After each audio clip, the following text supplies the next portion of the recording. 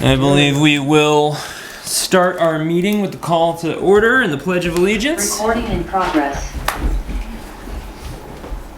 I pledge allegiance to the flag of the United States of America and to the republic for which it stands, one nation, under God, indivisible, with liberty and justice for all. All right, our first order of business this week is amendments to the agenda. Any amendments to the agenda this week, gentlemen? Not tonight. Hearing none, we'll move on to item 3, meeting with the auditor regarding the fiscal year 2026 audit. So I spoke to the auditor today. He was coming. He's not here yet. But he has the link and he said he will be here. All right. So we'll postpone that item until further notice or until we are aware that the auditor is present. With that, we can move on to the approval of the minutes from our meeting May 12th, 2026. And I will entertain a motion to approve those minutes. I'll make a motion, we approve the minutes for May 12th. I'll second that. All right, motion seconded. Any comments? All right, hearing none.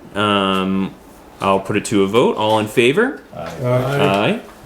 All opposed? And the ayes have it.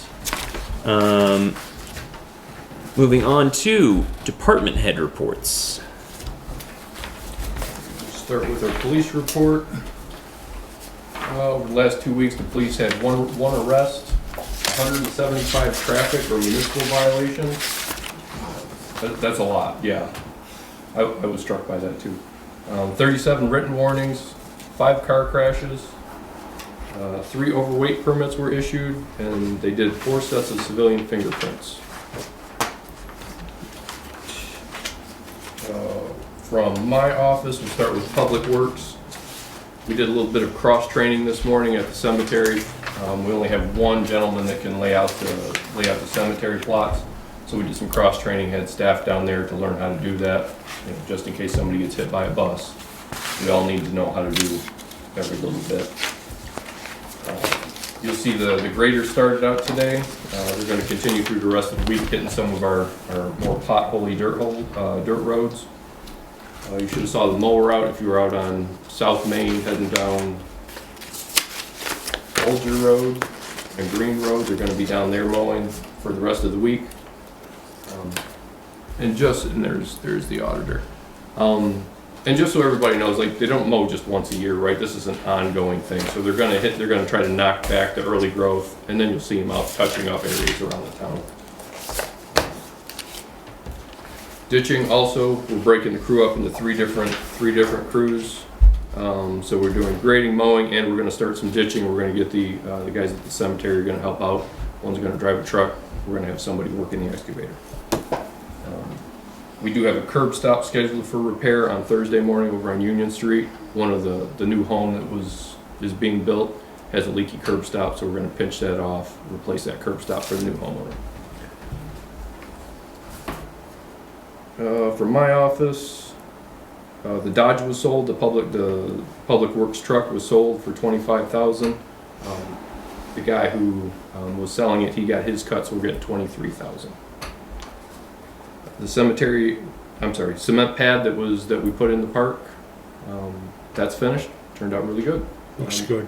Yeah, they did a nice job. I'm hoping that corrects some of that water problem right there once the paver comes through. Because right now we get a little pool of water at the end of it. Cornerstones we talked about. The guys did a nice job. We're all back up to current on cornerstones in the cemetery.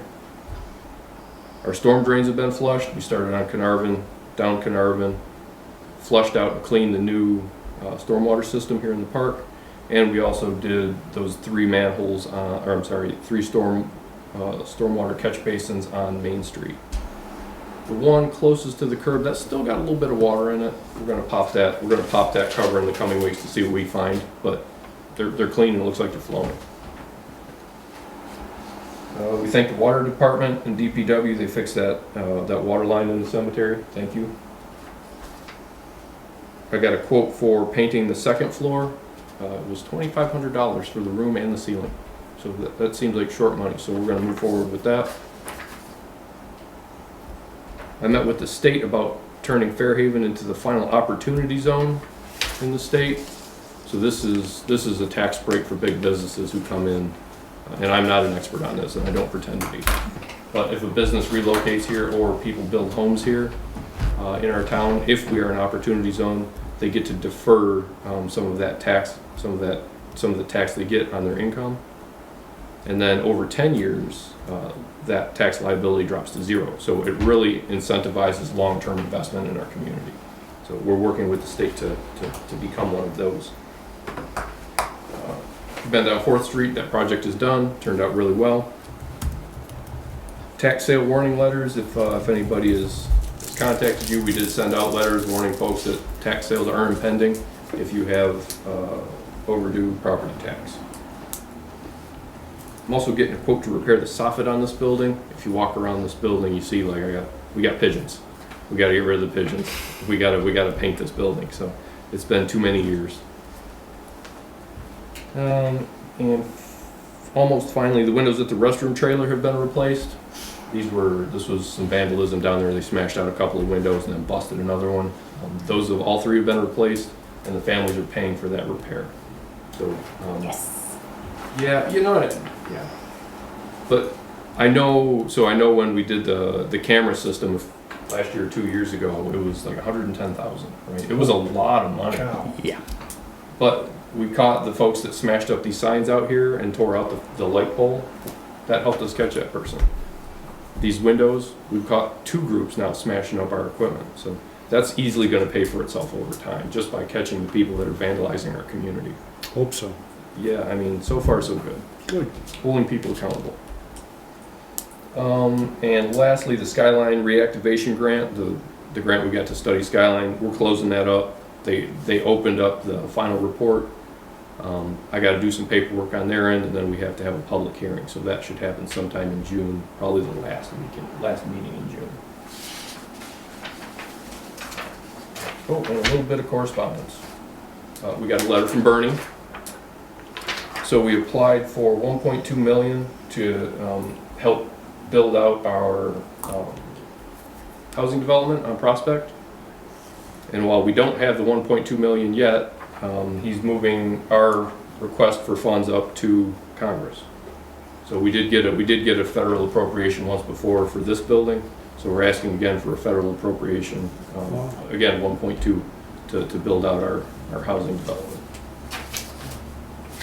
And that's what I got for you. Thank you. All right, any questions for town manager or regarding department head reports? I do. How long before you hear back on the tax break for businesses that want to come here through the state, Joe? Have they give you a deadline where you'll hear back? So there's an application process. We're not the only town that wants this. And is there only select towns that get it, or? So what so normally there's not a process like this for us, right? The opportunity zones are chosen by demographics, household income, poverty, like cost of living, that kind of thing. And we are just that close to breaking that threshold. Awesome.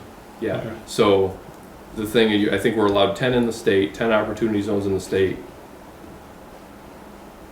Check that number. I'm not sure if it's 10 or 20. But there's one left. There's one option left. And so we've been pushing hard at the state level to make that us. Awesome. Thank you.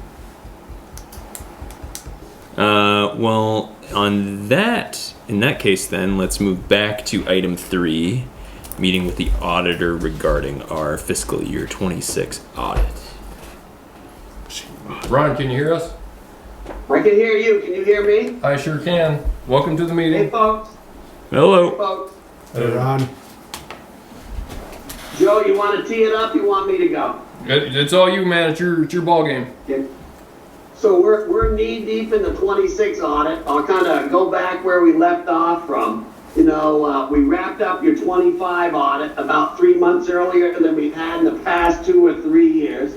We gave Terry a lot of one-on-one, with Brittany's from our office, just knowing that there was some, for lack of a better word, accounting problems and some reconciliation matters, you all, that we noted in your management letter that came into fiscal year 25, and Joe can give you some feedback on that one. We thought that went along famously, really kind of helped facilitate, the audit process in its entirety, to get this thing submitted by all the statutory deadlines, that we needed to get it submitted by. So I'll start with that. You guys, with all your infrastructure projects, you guys were what we call another single audit this year. I believe there'll be another one next year. You spent over $750,000 of the U.S. federal government's money. We didn't find any problems in the areas of compliance or question costs. So there's the good news, on that. And as far as the financial condition overall, of the town, last year your fund balance was about $260,000. This year it's about $425,000. That increase went up largely because you didn't spend all your money. You returned some of your appropriations, back to the bottom line. And that 425 is really kind of, I won't say it's your sweet spot, but you're getting closer to what that magical number is of about 60 days of your general fund operating budget, you all. And that's where you guys want to land, for sure. Because I can remember the days when you had nothing, so hats off. You guys have been, really frugal down there with your money to get to that real, that point, of having a reserve fund, for lack of a better way to say it. In addition, you got another $1 million set aside. Remember, this is all 6/30/25. Reappraisal, I think, was the lion's share. Sidewalks, fire, highway, things like that. You guys have done some real good things besides setting some, in regards to setting some money aside.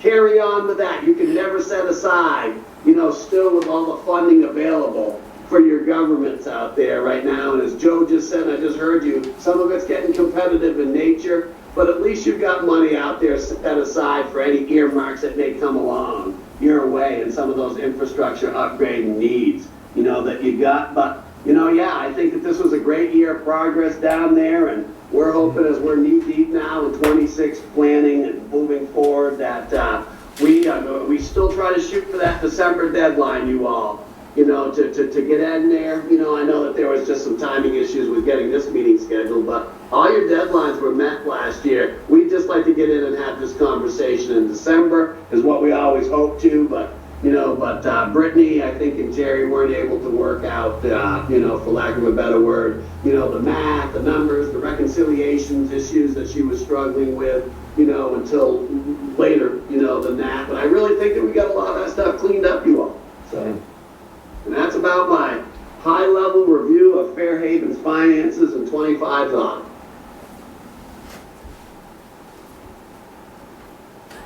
All right. Any questions from the board to Ron? Ron, can I chime in and talk about our capital assets? Sure. Just for years, this is something that Terry and I both worked on.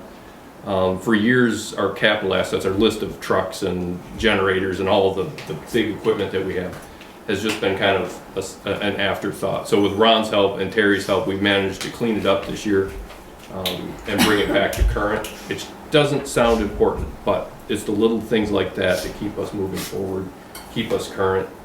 I know we found a cruiser on the list that was from even before Bill was the chief. So this is 20 years ago. So beyond the numbers, we're doing the little things to help keep the town fiscally responsible. Yeah, and I just add to that, as your numbers, your reconciliations, for lack of a better word, get better. It's allowing us to take even a deeper dive, as Joe just said, into this information. That's really where you guys want to be. Right there is where you guys want to be. Right there. So. Okay. Anything else for Ron? All right. Thank you for meeting with us this evening, Ron. Yeah, we appreciate your time. Look forward to meeting again. And Joe, if there's any follow-up, just let me know. Yes, sir. Okay. Take care, everybody. Be safe. Take care, too, sir. Thank you. All right. That was painless. Should be a radio announcer. You won't. I love it. Be fun with it. Returning to old business, first on the list is transfer station fees. Dennis, would you like to kick us off? Sure. So I got three items on the transfer station tonight. First thing I got is punch card, going back to the $2 punch card from the $1 punch card. Mm-hmm. Math will work out for that now, be half the cost of buying them, and I think we should. So they're gonna be $24 for Back 12 to the bunches? 24. Or are they gonna be, Whatever you guys want. That's what it was prior, correct? I do believe it was 24 for a punch card. Yeah. We'll go back to that. I'll make a motion, we go back to the $2 punch card totaling $24. Do I have a second? I'll second that, I guess. All right. Motion seconded. Discussion? Sir? I have a question.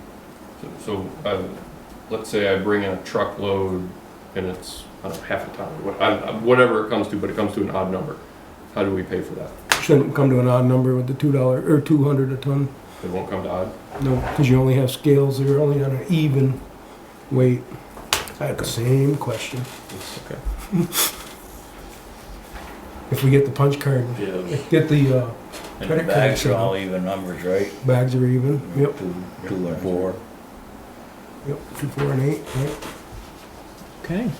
See, the reason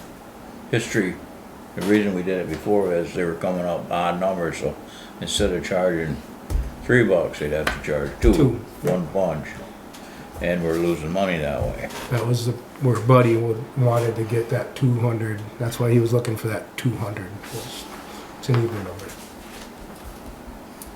All right. Any further discussion? Hearing none, I'll put it to a vote. All those in favor of returning to the $2 punch card? Aye. Aye. All opposed? The ayes have it. A $5 day pass. So currently we have a $40 usage sticker on the windshield.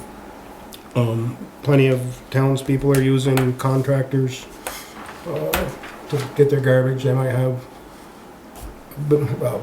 building something, clean it up, spring cleaning. If we do a $5 day pass, allows them to come in as much as they want for that day with that pass. Whether it's a receipt that we sell it to them, something to show that we've sold them that for the day. I'm in favor of this.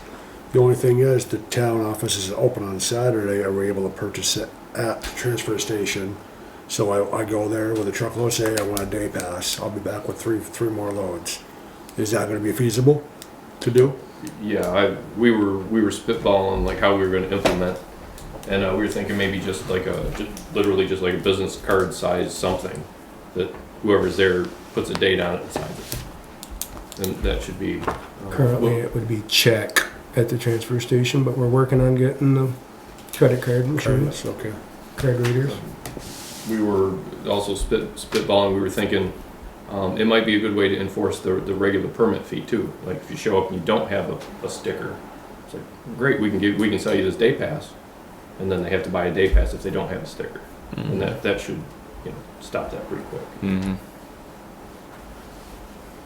Yeah. So I'll make a motion, we have implement a $5 day pass at the transfer station. Do I have a second? I'll second that. Seconded. Any further discussion?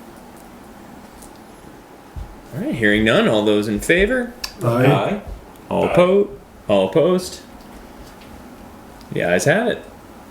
Joe? Do we want this to start tomorrow, or are we thinking July 1? Everything else starts July 1, correct? Well, my No? only thought is maybe it would behoove us to get some ducks in a row from an administrative standpoint, make sure everyone at the transfer station is on the same page about how we'll enforce it and track it. And so maybe So- making it effective the same date as the new. And how quick is it gonna be to do up day passes? Like, do we have that? Okay, we could do that here? Okay. The only question with now versus July 1 is a lot of folks don't have checkbooks anymore. And we have no way to take credit cards down Yep. there at this point. We really need to be able to do that fairly soon, by July 1, Well, if we can do it. yeah, the budget's froze as of now, but after July 1, we'll have some cash. Are you in works with anybody? If they're numbered, you can keep track of it. Are you in talks with anybody in a card business? Because I know somebody who sells all that stuff to businesses, and I would love to talk to them. I've talked to 4 different companies. This is not my area of expertise, so I'm kind of learning as I go. I'll get with you after the meeting, and That would be great. I'll get you his phone number. So you can order a Square credit card terminal for like $325 and have everything deposited right into the town bank account. Yeah, that's what I'm trying to do is avoid, because there's fees, so if you go through, as I understand it, you could go through these processing companies and they may hit you once, twice, maybe even 3 times. And I certainly don't want to do that, so I won't do it right the first time.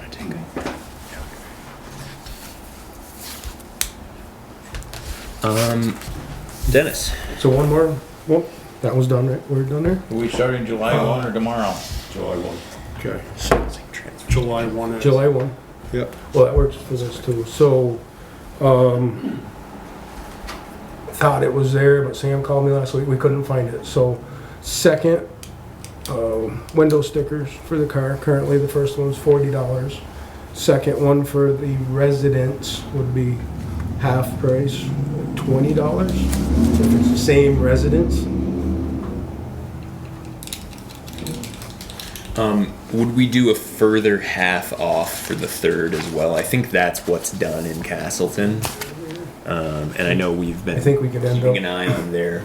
we could end up selling an awful lot of stickers at half. I think we ought to stick to the second sticker at half off personally.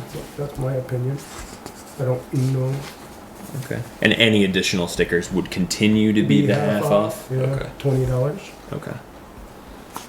So the first sticker is 40 40, bucks. yeah. And if you want a sticker for your wife's car, it's gonna cost you 20 bucks. Mhm.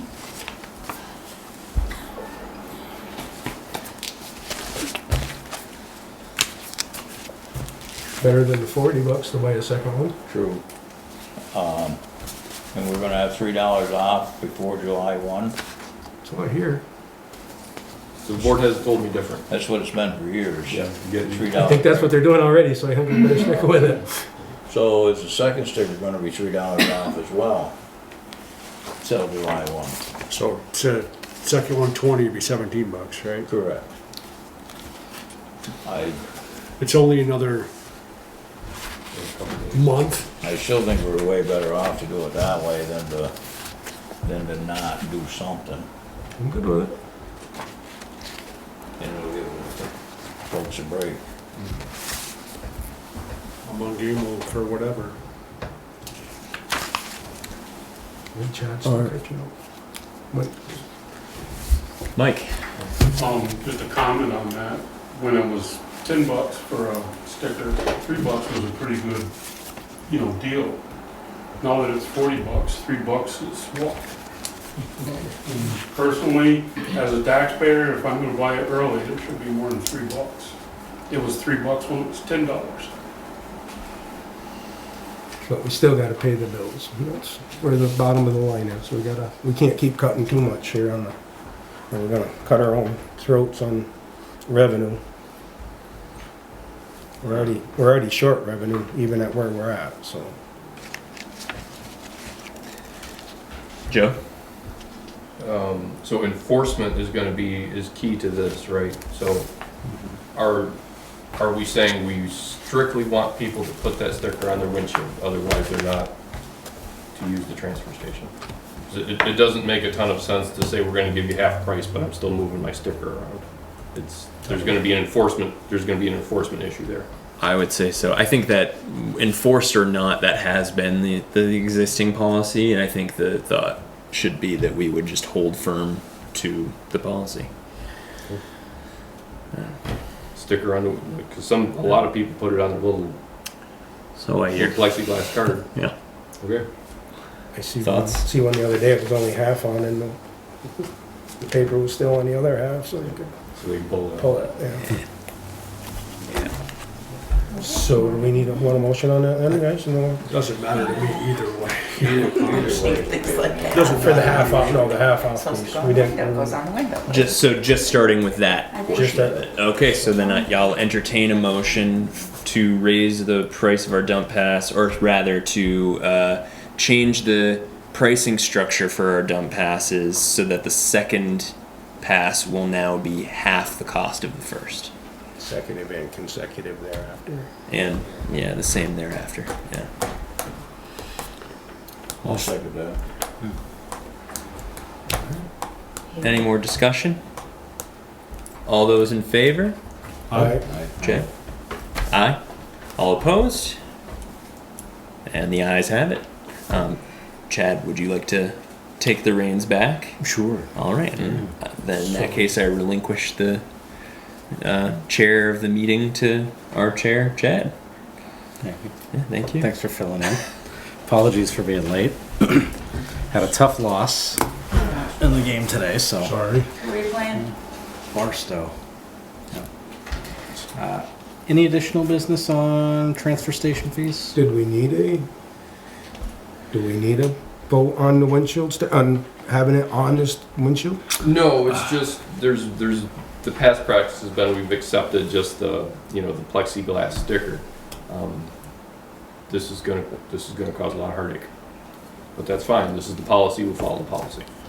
We may need to. That is policy, right? It is, we're gonna have to I'm gonna have to get additional manpower down there to start. For It's, what about? it's gonna raise it, I'm gonna get some phone calls. But that's fine, this is policy, we'll follow policy. All right. So the early bird discount, as it currently stands, is $3 off a pass. So the question remains: do we want to leave it at $3, or do we want to change it? Oh, sorry, this is on you. But no, this is helpful. Yeah. Yeah. What he said. we want to leave it. In sticking with $3 off of $10, that 30% threshold, 30% of 40 would be $12. Seems like a reasonable discount for going in early, $12 off. I don't know what folks have thoughts on for early bird discounts. I don't know if we can do this. Should we ask some of the taxpayers that are here what they think, or are we not allowed to do that? Oh, we can do that. They're the ones. To me, like I said, it doesn't matter either way. I use an outside source for my trash, so I'd like to hear what they might have to say, because they're the ones that use it. They're the ones that are taxpayers in town. Yeah. It's just my opinion. Oh, I agree. I also agree with the sentiment that $3 off of 40 seems like nothing. So Yeah. I think we need to do something. I was gonna suggest 5, but then I guess we could do 10. I wouldn't go up to 12. That's gonna be too odd. Just $10 off at the most. Either 5 or 10. That was my thought also, 10. Yeah. $10. Just to make it Dan, what do you think? Even though. 10 or 12. The 12 is fine with me. I'm just trying to be difficult. I don't go to the dump, my husband, Dennis, but we buy 2. Mm-hmm. so question, because you made a good point in that we have to be careful. We're, not to take off too much. Would $10 be slitting our throats with this? I don't know how many we sell prior. The numbers are going up still for the revenue for this year. I can see that. It's jumped up pretty good in the last month. So there's been people buying stickers. I'm assuming it's for 26, 7. Am I right on that? It's next year's stickers we're currently giving out? Nope, so at the last meeting, I said, I don't think we're selling those stickers, but no, she was selling this year's stickers, so no, they're holding off until June 1st. They are, hold on. That's, because I asked the next morning. And the lady in the back, we didn't hear her, the taxpayer in the back. Yeah, what do you think? I mean, I don't usually, I'm worried. I don't usually use the transfer station. Okay. So, but I do have like 3 electronic device, you know, that I've been storing and so I don't, Yeah, we go a lot for cardboard boxes. yeah, it'd be a once in a while thing for me. So, well, that's a all. good I was candidate just for our curious day about. pass. So, I mean, I'm a great candidate for your day passes. I'm in favor of that. I mean, because I use it for shrubs, You're not getting shrubbery, That's a things very like good that. idea. what was the cost for the day pass? Did you guys?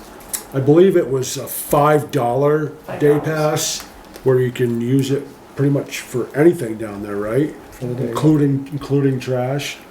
I mainly use it for shrubs, like if I'm cutting down lemon trees at my house, I take it there So to if do I'm that. cleaning out the shed and I pay $5, I don't have to keep going to the window and writing another check. It's just You $5. still have to pay for whatever you drop off. The $5 day pass would just be in lieu of the annual pass that pass you would just put in allows your you to go through window. the gate. All the Yeah. additional costs would still Scale apply. fees, bag fees. God, that'd be a good deal. Probably sell a lot of them. I know, I was really liking that. So, do we have any motion on a discount for early bird? I would like to make a motion to raise the early bird discount to $5 per pass. I'll second that. I think that's fair, I really do. So not the 10 that. Claire's giving us It's a halfway point. Okay. I got a motion on the table. Do I hear a second? I have another question. We got a I have question. comment. Yeah. And you also, you know, cutting our throat. Isn't that what our fees were supposed to cover? So did we not look into the price of fees to cover what we're spending? We raised them marginally about a month ago to take effect on what date, or have they already taken effect? I apologize. Some of it's already in fact. Right. And with the intention that we might raise them again earlier, we didn't, or later on, we didn't want to go all the way right off the bat because we thought it would give people a sticker shock. But we think that even the marginal increase that we put on is probably not enough to make up for the difference in cost that we're trying to cover. But we're trying, What is the end goal? well, the end goal is to get up closer to the 100%. We know we'll probably never get there. But we're gonna try to get out of the 25, 30% Yeah. and get up 80, 90% maybe. And It's a service for the residents of the town of Fairhaven. And as for the $40 sticker fee, we didn't just pluck that out of the clear blue sky. That's in parity with what Castleton is currently charging and some of the other transfer stations we looked at. We haven't raised it in quite some time, so Oh, I'm we aware of wanted to that. just be. It was always unbelievable that that's all it Yeah. was. Yeah. Recycling's gone. Recycling revenue's gone. There is hardly any revenue. I was just looking at the report. We're not even close. Any revenue on Yeah, it? that's the sad part. Everything is, you know, recycle. There's no, But they don't want to give you no money for it. right. That's, Well, it's that's the just, key. it's saturated. I mean, there's not enough. It takes it out of the landfill. Recycle. That's what it's doing, but we're still paying for it. Joe, you had your hand up. No, Dennis said it, it's just recycling costs money too, and the sticker fees will cover some of that instead of just nothing.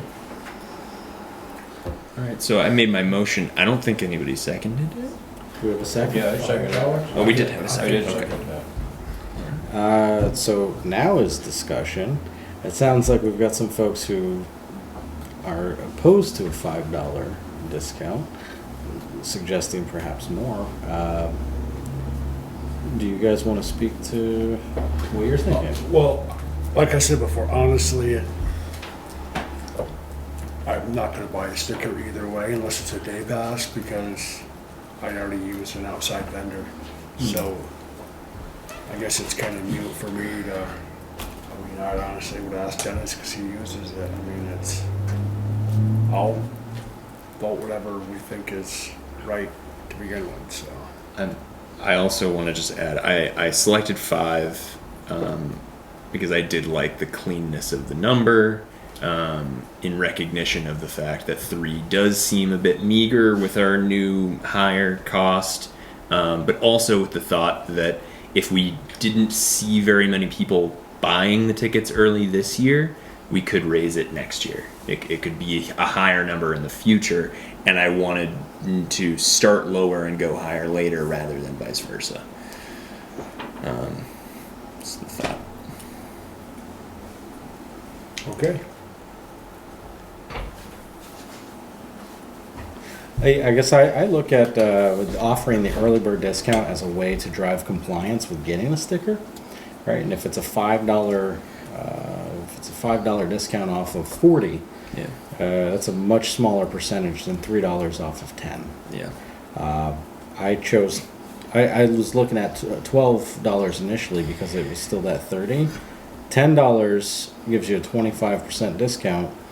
It seems reasonable that more folks would come out for a 25% discount on a dump pass. I think you're right, but if I'm just thinking of it strictly speaking as what's going to motivate someone to get in here in the first month we start selling them. Right now, that dollar figure is $3, and we think that $3 is enough to motivate people to come and buy a sticker early. And I understand that we are increasing the cost of that sticker a lot right now, but I don't know that keeping it at the same dollar amount is less of an incentive than it already was. Like if we want to make it a more enticing incentive, sure, but I don't know that it's necessarily people will be thinking about it relative to the total cost of the sticker. It's about the dollar value. Like, is $3 enough to get people to come and buy a sticker early? I don't know. Is $5 enough? I don't know either. Is $10 enough? We won't know until we try it. And if we go to 10 now and then later we claw that back or we change it, I think it will be perceived by people in a very negative light. And I'm wary of doing that. So that's all. Yeah, just skip it all, $40, be done with it. You don't pay it the month before, you're gonna pay it the month after. It's all revenue. There's my opinion. Yeah. So, we've got a motion. We've got a second. Are we ready to vote? I'm ready to vote. All right, let's go for it. All those in favor of providing a $5 early bird discount to our transfer station pass, say aye. Aye. Aye. Opposed? Aye. And I am also opposed. But the 3 ayes have it, so we have a $5 transfer station early bird discount. I think you're opposed for different reasons. Discount to discount. All right. Any other business with the transfer station fees? All right, moving on. Letter to the legislature regarding Act 181. So the board, 4 meetings ago, asked that we reach out to Mr. Standard and use his Facebook post to draft a letter to the legislature. That letter was drafted and then forwarded to the select board for edits, and I think that's where we sit now, 3 meetings later. I did draft some edits, which I put into each of your boxes. Mostly red lines, so I have really not added much of my own language, I've mostly just taken language out from the original draft of the letter. In a couple of cases, I had 3 paragraphs consolidated down into one. The end result would be this one page right here. So if anyone wants to read that, I took the liberty of printing that out in case we vote to sign it tonight. We have a version ready to go. The major concerns that I had with the letter as written, some of it was I wanted to recognize that Act 181 is already being revised, and so the language was encouraging a revision which is already taking place. So I just wanted to make sure that our letter made it clear that we understand that this process is already happening, and that we're just voicing our support for it. I had some concerns with the description of the Tier 3 designation. I wanted to make it clear that the way that it was being described in the letter, I left the description in, but I made it clear that it was coming from the community and that we were simply drawing attention to it rather than that it was coming from our lips exactly, because I'm not sure that I felt personally confident that I understand Tier 3 to be the way that it was written in the letter. But I didn't want to change the language. I wanted to trust in the folks that drafted it, that they know what they're talking about, but just make sure that it was an expression of my actual thoughts, and hopefully our actual thoughts if you also agree with the way it's written. I did take out the portion pertaining to Matthew Lyon. No disrespect to those who wrote that and included that language, but I think I wanted to keep the letter just brief. I thought we should strive for clarity and brevity, and I think that's what's been accomplished here. So that's all. That's my 2 cents. Looks good. Brief, to the point, expresses our concerns and the concerns of many landowners in rural areas such as Fairhaven. I appreciate you taking on the editorial challenge that it posed and doing some wordsmithing. What do folks think? Is this? I'm good with it. Perhaps a motion then? To adopt this new draft letter to the legislation regarding Act 181. I will make would you, I guess before we go into motion, would you like to read it aloud for folks? Yeah, I'd be happy to. Would you all like that before we vote?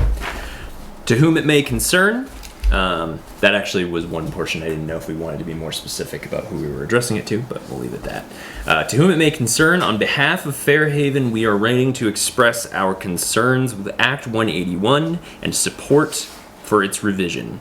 When it was passed, Act 181 was presented as a solution to Vermont's housing challenges, purportedly easing Act 250 restrictions. However, this legislation places new burdens on rural Vermonters. The road rule in Tier 2, for example, triggers a full Act 250 review for relatively modest residential development. Many rural landowners lack the financial resources to navigate complex regulatory systems. The road rule is a challenge that they may be unable to overcome. The consequences for communities like ours are intolerable. Members of our community have also expressed concern with the Tier 3 map. While intended to protect ecologically sensitive areas, it has been suggested that the map relies on outdated data that has not been sufficiently verified. As a result, restrictions may be concentrated in rural communities, while similarly sensitive areas in wealthier regions are less affected. Many landowners believe this designation will render their property unbuildable, diminish its value, and limit its usefulness for future generations. In a state already facing population decline, policies that prevent families from building homes and remaining in their communities risk accelerating that trend. We respectfully urge you to consider Act 181's impact on rural Vermont communities like ours as you continue revising it. Whatever form it takes, Act 181 must ensure that conservation goals are balanced with fairness, accuracy, and respect for property rights. Thank you for your time and attention to this matter. Thank you. I'll entertain a motion to sign this letter and send it off to Montpelier. I'd make a motion to sign this letter to send to the legislature. Do I have a second? I'll second that. Any more discussion? All those in favor? Aye. The ayes have it. We will mail it off Great. to the legislation.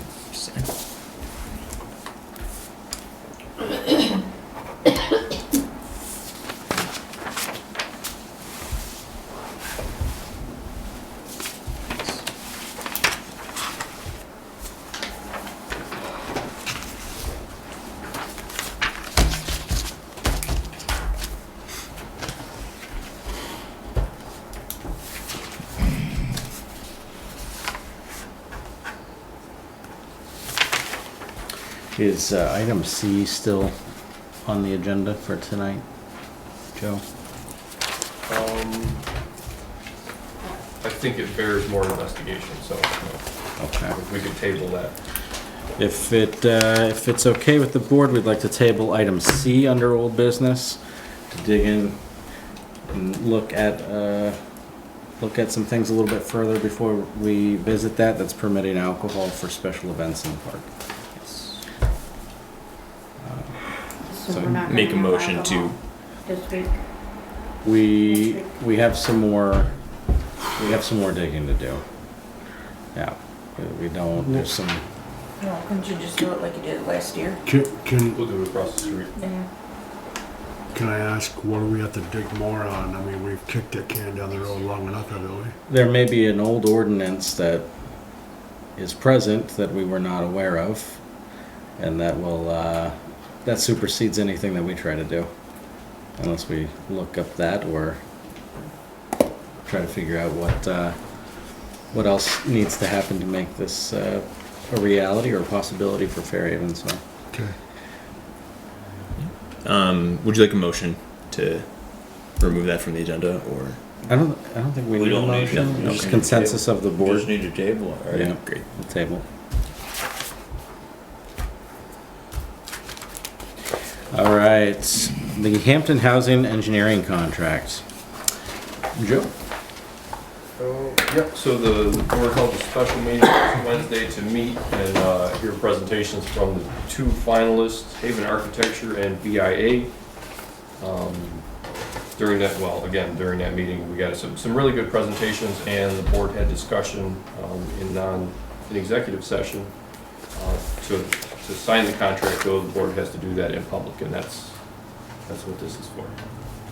Perfect. I think we had discussed talking about it a little further during the executive session this evening. Is that Can do that. still an option? And then we could come out of executive session and sign after that. Yes, there is an executive session for contracts. Great. I'd love the opportunity for us all, especially members of the board who weren't able to be there, to discuss in details the presentations that we heard from the two applicants. I think there's a lot to talk about, but we should try and keep it brief. I think we can probably try and make a decision tonight, but definitely want to get some of your input before we do. And I don't want to say too much more about the two parties outside of executive session. Yeah. Any opposition to that plan? We'll revisit it in executive session. Slate Sidewalk pavers. Use approval. This was a request that I brought to Joe, and we discussed at the last meeting with the select board, but given that there were only three of us and my position represented a conflict of interest, we did not vote. My request is to repurpose some of the old pavers, which the town still has in its possession, and put them back into use for the sidewalk in front of my property at 4 Allen Ave.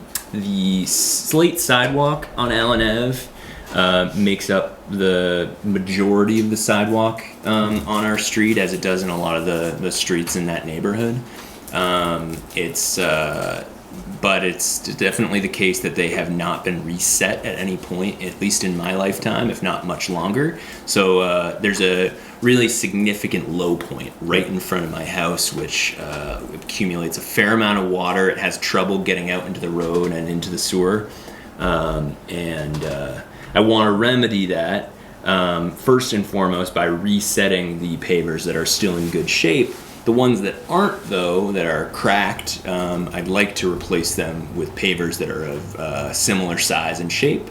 And the town still does have a few that I think used to be in use as sidewalk pavers throughout town. So for the ones that are too cracked, when I'm resetting them, I'd like to just replace them. That's the idea.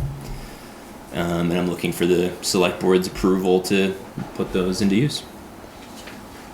Dennis. I'll make a motion that the town crew will get Sam the necessary pavers from behind the barn and relocate them to his property, and then we'll take away the old pavers when he is done. Reason I'm saying that is that way he's not trying to dig through a slate pile down there and have something fall on him, and then we're liable for that. So, Okay. at the least, we can get them to his location. Do I have a second? We can discuss that Okay. if we have a second. I'll second that. Okay, now discussion.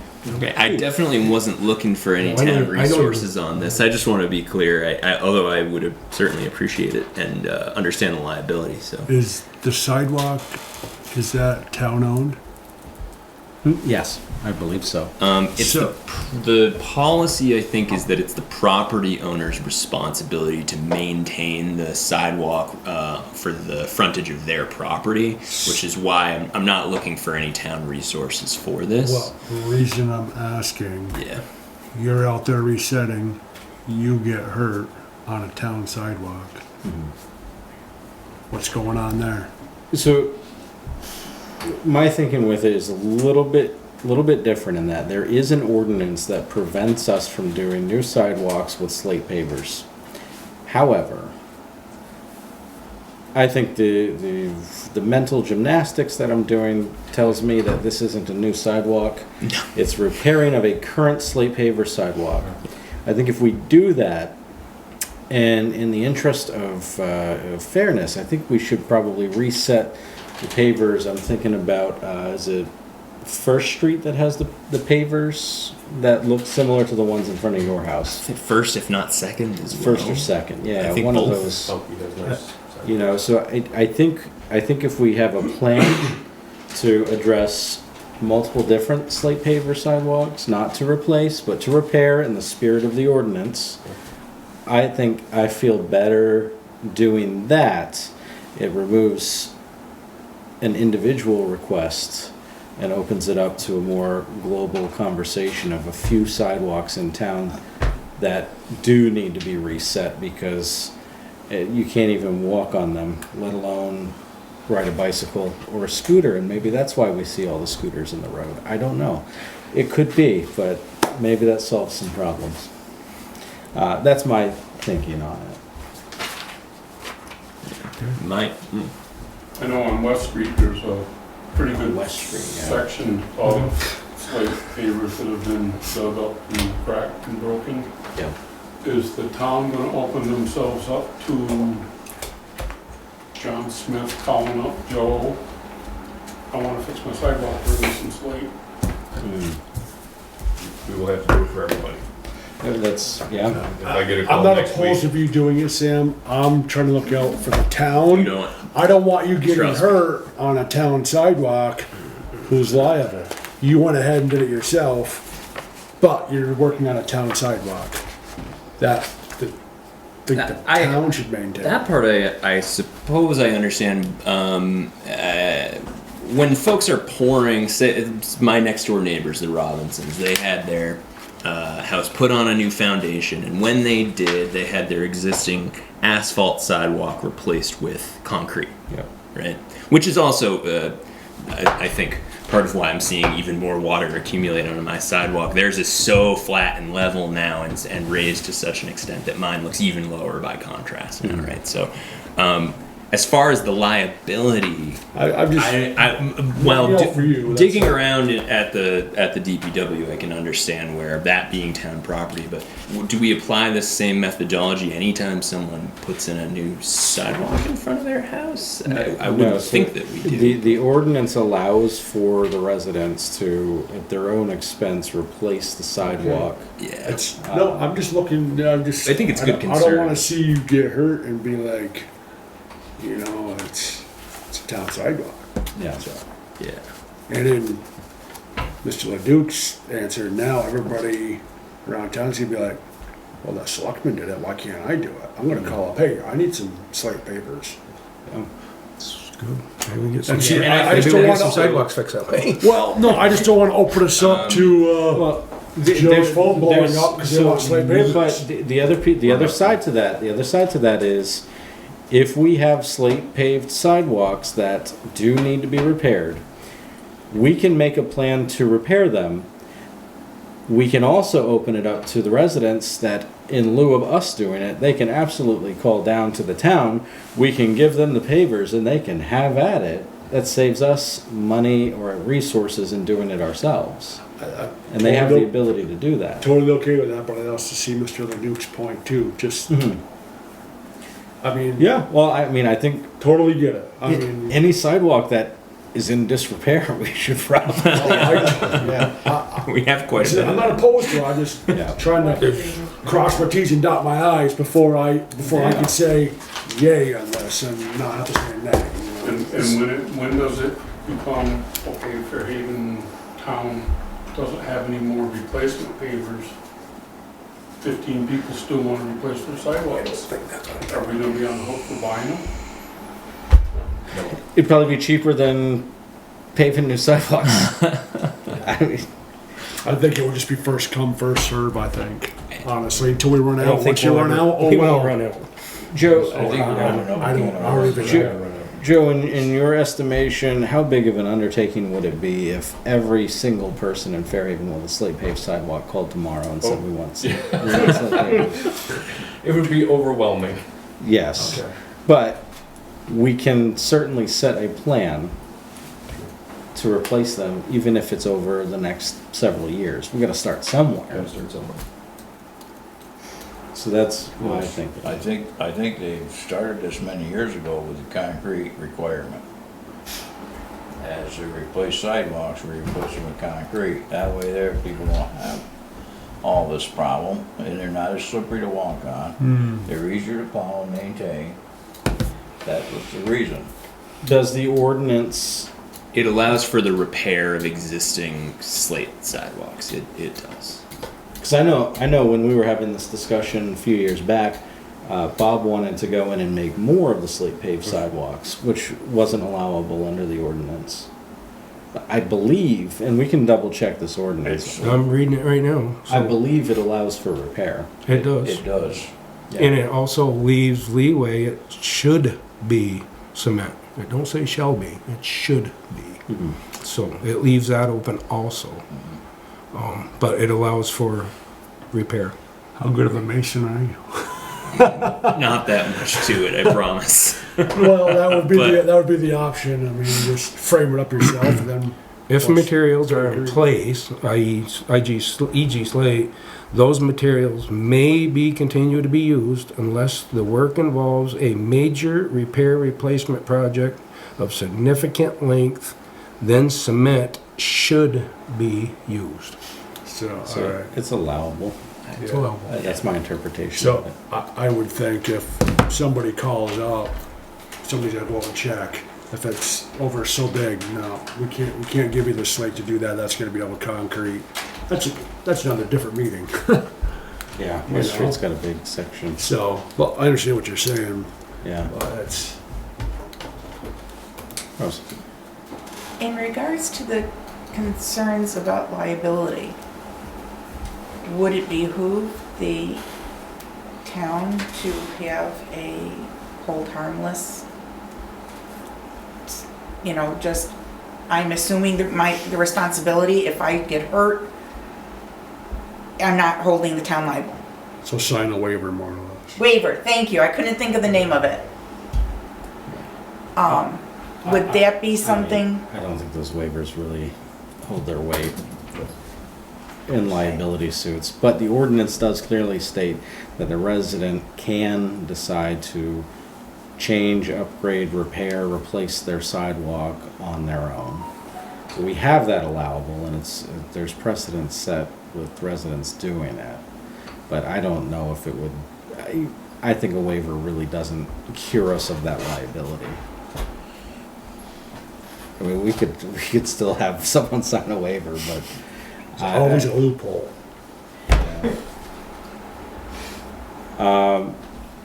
So we have a motion on the table, and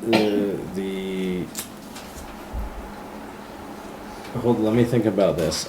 I don't think we need a motion because the original request falls within allowable ordinance. It's the transfer of assets basically that I'm requesting. So I was hoping to go to DPW, see if there are any pavers that are in any condition to be used, which I think there might be a couple, and then take them back with me before I reset the pavers. So I think the motion should be amended to, we agree to provide pavers to any resident who is wanting to repair their slate paved sidewalk themselves. To the extent that we have them available. To the extent that we have them available. Does that That make sounds sense? fantastic. That makes sense. Claire's writing it, I think. I'll make I'll take my motion off the books there and change it to what Chad just said. All right. We've got a motion. I second that. Yeah, no, Got a I like second. that.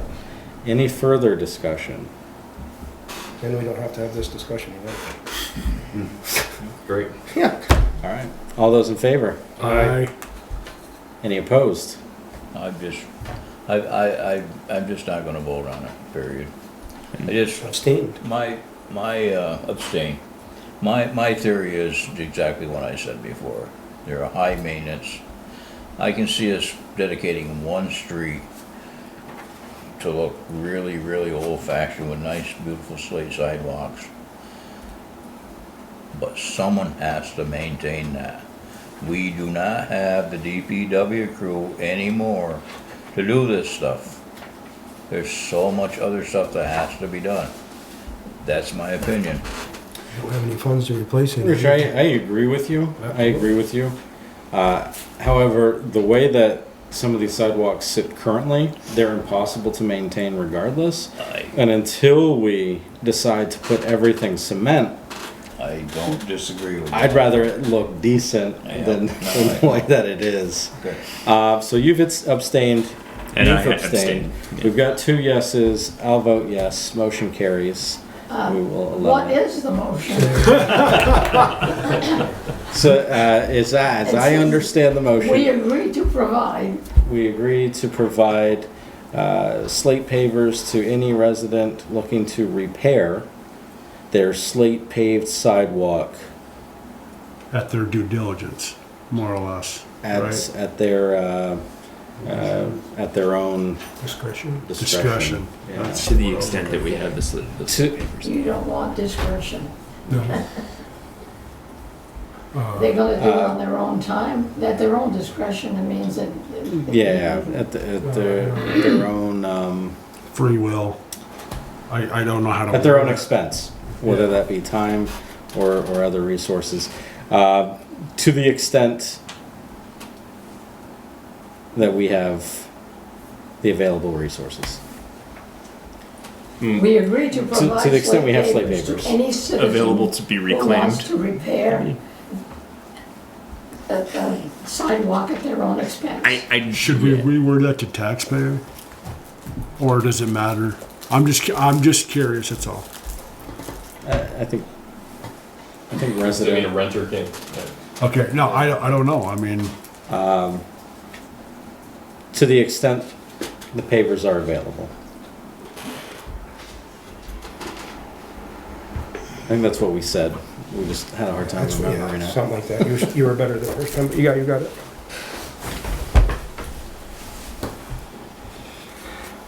Just when you're gonna do it, Sam, have somebody from the town And who? They're stacked down over a bank. They're not easily I don't accessible. even know who made the motion. By Dennis. And Keith seconded it. Thank you. I really thought I was following that conversation. You too. All right, moving on, new business, the LHMP update. LEMP. Yeah, that was a typo. It should be LEMP. Local LEMP. Emergency Management Plan. That's right. I was going to ask you what the LHMP was. That's a different plan. So this is our annual emergency management plan. We update every year and hand it off to the state. I'll give just the quick 1,000-foot overview. Page 1, the box on the left shows who our representatives are to the state, which are Jim Heller and Bill Humphreys. Yes, ma'am. Page 2 talks about who's maintaining this plan, which is Jim Heller and myself. Further down on page 2, it talks about our primary emergency operations center will be, the location. Our primary center is here in Town Hall. On the next page, the secondary is going to be at the rescue squad. Page 3 talks about municipal contracts, just in case there is an emergency, who can we reach out quickly to get work done. Folks like Doug Wood and Brown's Quarry is on there. And it goes on to talk about state support, who can help us, like Vermont Hazardous Material Fund. Page 4 talks about public information and warning. This is how we're going to reach out. It has some, looks like the Rutland Herald's on there, Lakeside News, and then some television stations. Skipping to page 6, it talks about our shelters. Our primary shelter is Fairhaven Graded School. Years ago, we did install a generator over there, and that intentionally, so that way we'd have a local shelter for our population. The secondary shelter is the Fairhaven High School. Page 8, 9, 10, and 10. That's our contact information. You see me and Jim and the police chief are on there, as well as the town clerk, Eileen, Terry, and Nate, as well as other representatives such as our fire department. Further down, you'll see the government contacts, which is the select board and myself. Quick note on here. Marble Valley Transit, Ken Putnam no longer works there. No, he doesn't. So that's gotta be changed. Yeah, I'll make that. Who's that? Good catch. Ken Putnam no longer works there. Somebody else is in his position, I'm guessing. Yep. That was last year. That was last year. Yeah. As long as we're doing updates, I'd rather have my phone number read 802. Yeah, you got it.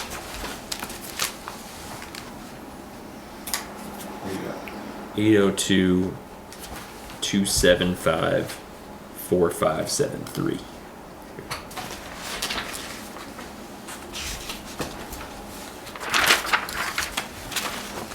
Okay, you see Appendix A, this is our point of distribution, just in case there is a massive emergency.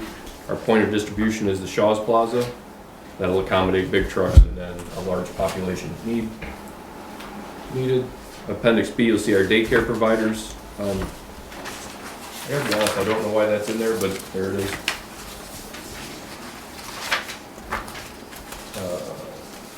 Further on, this is page 1 of 3. This is a separate document, but the rural population communication protocol. This is how we're getting in touch with mostly our elderly around here, but also vulnerable populations, maybe children, maybe, I guess not prisoners, but any vulnerable population that's in our area, we try to reach out to, the handicapped, that type of thing.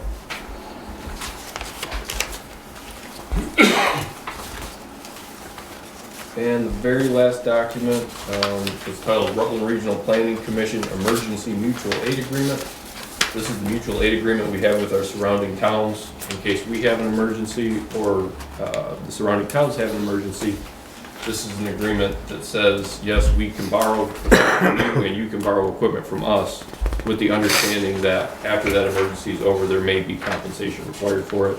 And there's a legal path to recoup that compensation. So if we lend, say, Nate and an excavator out, there's a way to recoup that money once that FEMA funds start coming in. And we've been doing this we started this maybe 5 years ago. And that's what your local emergency management plan looks like. To implement this, I would need the board to approve it with the required changes. Yeah, Do I hear a motion to approve the local emergency management plan with the required changes? I'll make a motion, we do so. Do I have a second? I'll second that. Any discussion? All those in favor? Yes? Aye. Hang on. I'm sorry. I didn't hear you mention Vermont Alert. Sorry. Isn't, it's in there. it's in there? Yeah, Okay. it was just, He skipped it. It was the first one on the list and he just went by that one. Okay, because that's a huge boom. It's did really. you sign up? I've been signed up for 2 years. Oh, yeah, I thought So we have a motion and a second. All those in favor? Aye. The ayes have it. Water plant engineering contract. Yeah, so this is the contract that we postponed maybe 2 meetings ago. I requested that the discussion be tabled until I could better review it and negotiate the price, which is what I did. I went through the contract, had some questions, we adjusted the scope. Originally, the scope of the original contract was to review the operations of the entire plant, which is why that scope of work costs so much. We narrowed that scope down, we kept the inspection of the tunnel and the water leak that's no longer leaking. And then focused heavily on making sure that we get the right filter for the plant in our community. So that cut the cost down from, it was 89,000, I want to say, up in the 80s, down to $64,000. So I'm proposing that the town move forward with this engineering study for $64,000 with Oil and Tanner, and use the funds out of the water capital improvement fund for that study.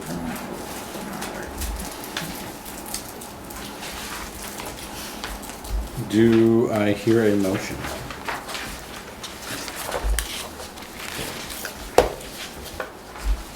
This is strictly for the engineering and for where they help us find contractors to do this job also.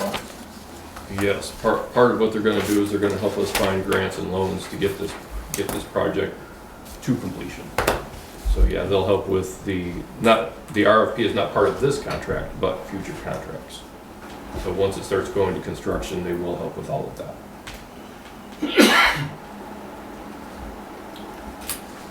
Well, I'll make a motion that we do it. I will second that motion.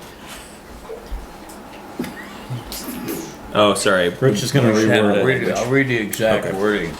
Thank you. I make a motion to accept the proposal from Hoyt and Tanner for the rehabilitation of the water treatment plant filter system and to expect not more than $64,000 from the water capital improvement fund. I'll second that motion. Any discussion? All those in favor? Aye. The ayes have it.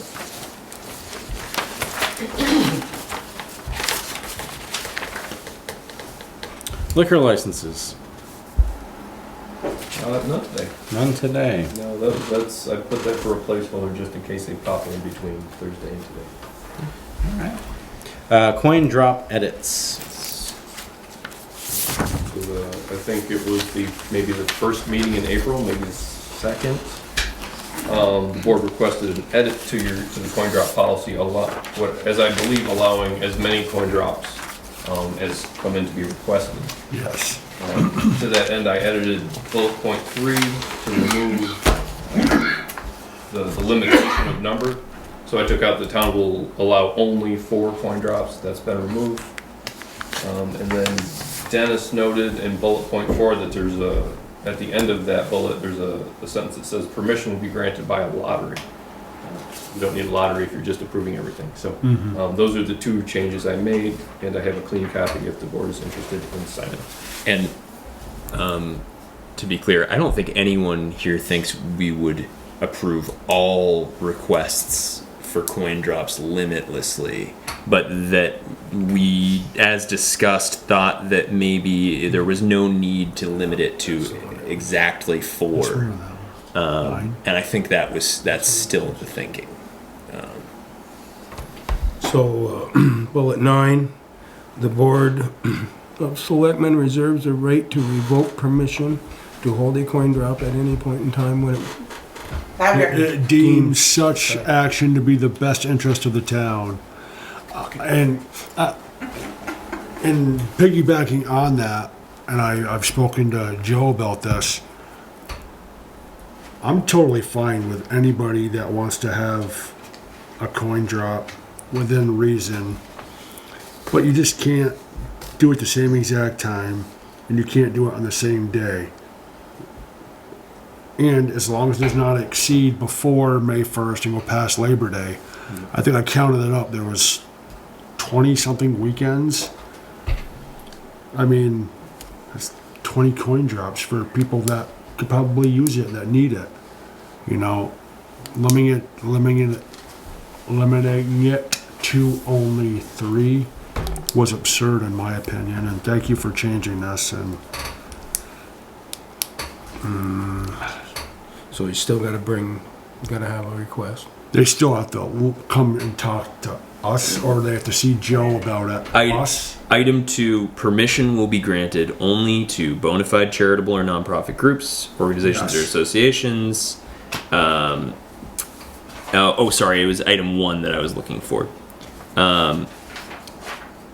No one shall operate a coin drop without the express written consent of the Board of Selectmen. Okay. So we'd still have to approve every single Yeah. request. And if we do that, like if we vote on that tonight, when will this take place? Because I know when we did our lottery before, it left out the church next door. I believe there's a 30-day period in which the public can comment before an ordinance takes effect. Oh, it's a policy, not an ordinance. So, If you guys want that 5th one to jump in there. yeah. Oh, man. Yeah. So immediately, I suppose. Okay. Well, reason being, I would like somebody, I don't know who it would be, let them know we've changed this and they're welcome to do their coin drop, because I can't see saying no to a church. That's just like, blows my mind, you know. I understand, but if we change this, can't they come in and just do their coin drop now? We would have to approve the No, requests. and I totally get that. I mean, I just want to double check, that's all. Yes.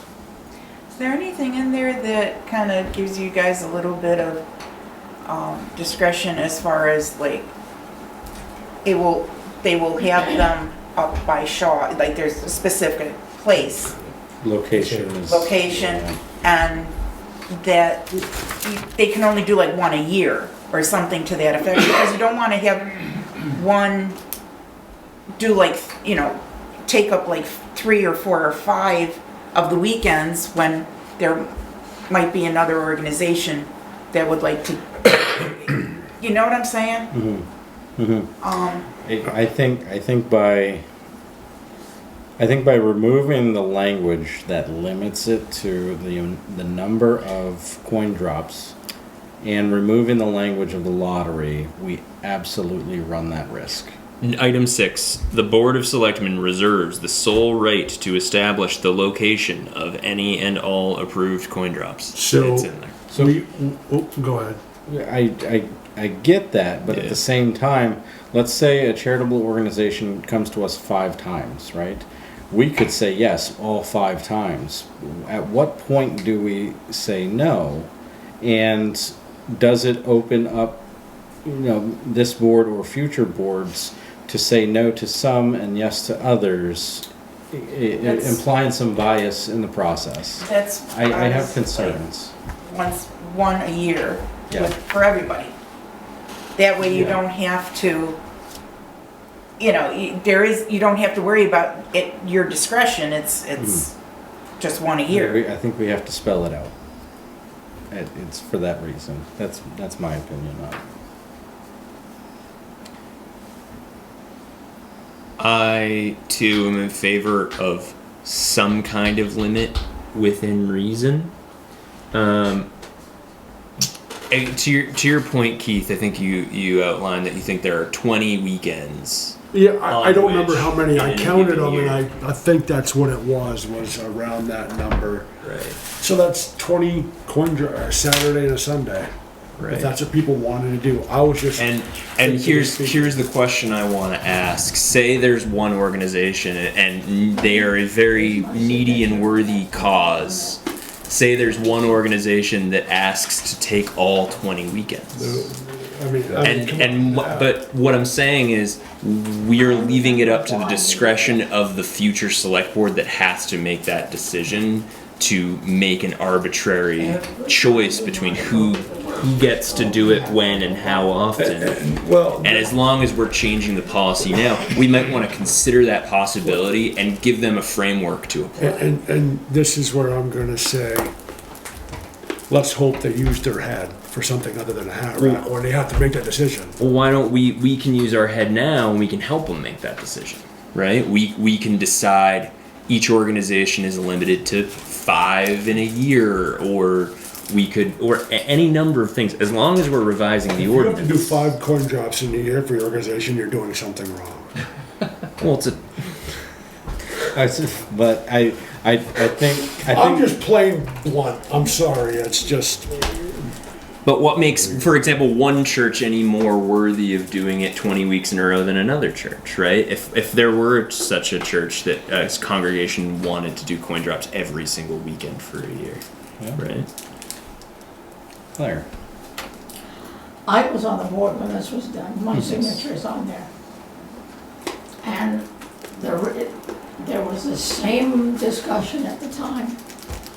And people were saying, every time in the summertime, we want to go to the grocery store, we have to go through a coin drop. And you don't have to give Mrs. Stanley. I know it. I mean, it's. But there was a thing about it. And that's I what- understand what your point of view is. I'm sorry. It's They just. talked and talked and talked about, well, how many is fair, how many is not fair? And it's, whichever one of the lottery is not chosen, somebody's upset. You just can't please everybody. But that was the reason that was put together.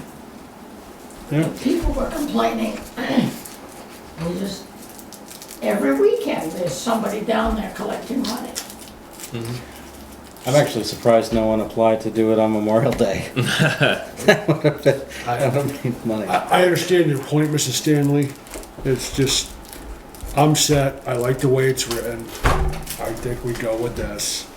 And they have to come in front of us before we can say yes or no. And if I see the same person 4 times, I'm gonna ask him, what are you doing wrong to need 4 coin drops? That's So is that a motion I hear? Oh, wait. No. You- I want to hear Joe's point of view first before I make anything. I'm sorry. It's just. Yeah. So it's not like this is gonna be a rolling thing, right? Every week somebody's coming. Yeah. They gotta bring their request in before April 16th.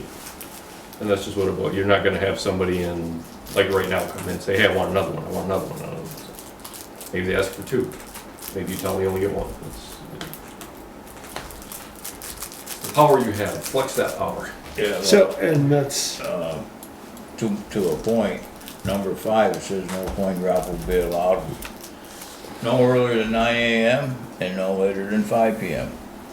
You could do, in that same line, that could be Saturdays only, or we could have that our policy when we okay it.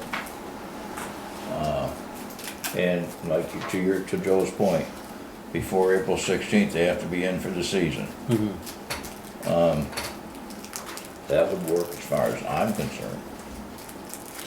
I'm okay with that right there. The way he just explained it. And I don't believe we should have a Sunday coin drop. think I we was just should do throwing that out Saturday there just only. for layman's terms. So would anyone want to make a motion on this draft policy as it's written? I will make a motion, but add what Rich just mentioned, if that is feasible. Does that make any sense? Adding Just straight Saturdays Saturday only. only. right Saturday only, there. with, And I'll second that. so number 5, it would be Saturday only. Only. And what else did you say you wanted to add? It made sense. No Sunday coin drop. Okay, so Saturday only. I think there's something already there, but maybe not. No, I don't see anything else there. So we have a motion. We have a second to adopt the draft to include a Saturday only disclaimer in line number 5. Correct. Any more discussion? Does anyone see any value in just setting a maximum number for an individual organization in a given calendar year? Yes. I don't see a sense in it when they gotta come in here, and if we see the same people over and over, we can just finally say. Well, they gotta be here the first time anyway. We leave that to subjectivity though, right? Gee, we're tired of your constant requests, whereas an organization might speak to one person over the other, and now we've created a situation where our subjective thoughts and feelings are driving our decision on yes or no. Whereas if we write it kind of plainly in the language, it is completely objective. So if you had, what would you say then? No more than twice? Right now, the rule is effectively no more than once, right? So we could leave it there, or if we felt compelled, if you felt compelled Let's to leave it there at 1. Leave it at 1. Makes it simple. at one, okay, I think that's great. So my opinion is I think they should stick at 1 because then you don't get completely inundated. Yeah. They don't say that anywhere on there right now, does it? Well, no, not in this current draft, but So where would we put that, under what number? That could be under 5 also. Under 5? 1 per year per organization. 1 per year. Per. Well, I think we would put it under 4, where it previously said the lottery. That You could do that too. Wherever you put it, it's in there. Yep. Okay, Can we I'm okay with that. Can we also put a disclaimer, if we're gonna wordsmith this on the spot here, can we put in a disclaimer that it will not take place on a holiday? That's a good idea.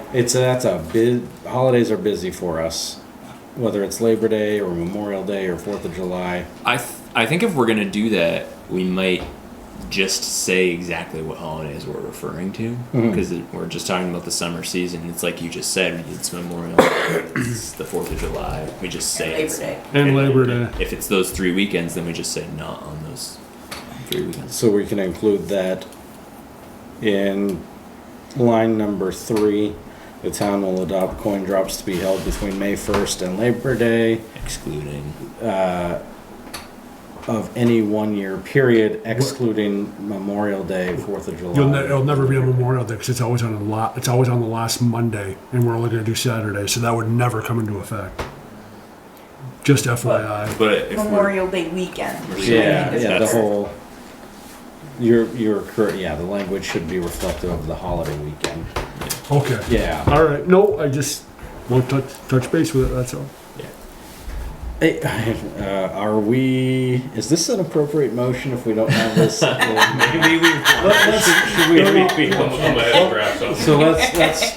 we're gonna take these revisions, we're gonna redraft it, we'll revisit the policy, for next week. Not to add more to your meeting. pile, Joe, but It just- I'm trying to get rid of that for you. This is the easy stuff. Trying to help you get rid of it. All right, so we will table this for now as we work on revisions, and we'll come back to it. All right, deposit into the Public Works Equipment Fund.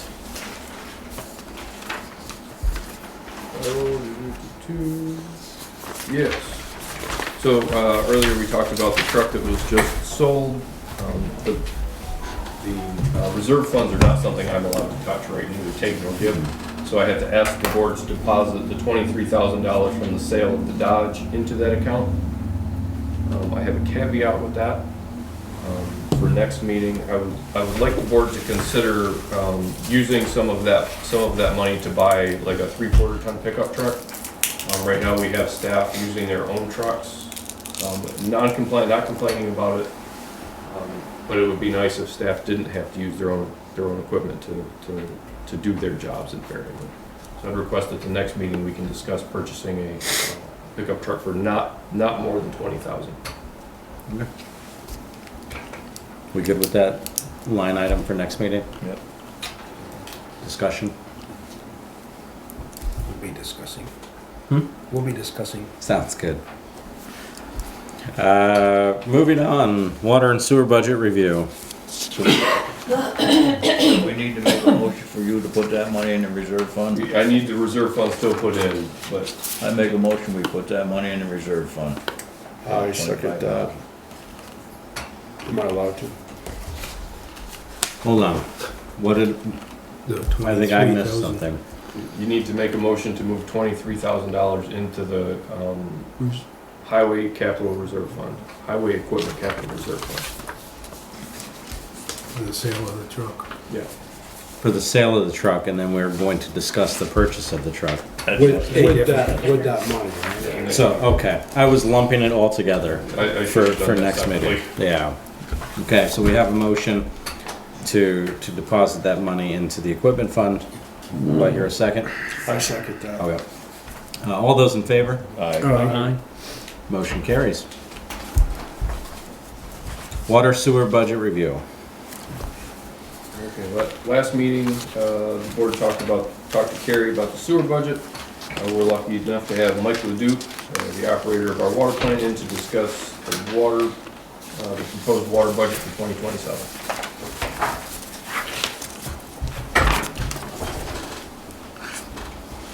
Do you want to kick us off, or do you want us to go line by line and we'll ask questions as we go? You weren't here, but as I walked in the door, I'm like, we haven't started next year's budget. Mm-hmm. Look at the economy. Yeah. I mean, I'm just picking numbers out of a hat at this point for 2 years from now. Yeah.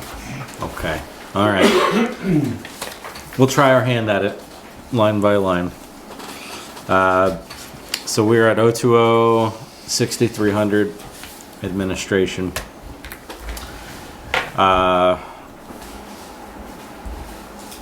Any questions about water admin salary?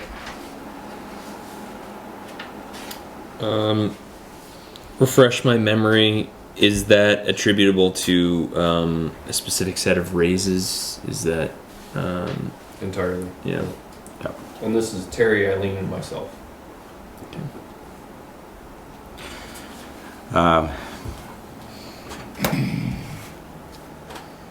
Any other questions on the admin portion, the 6,300?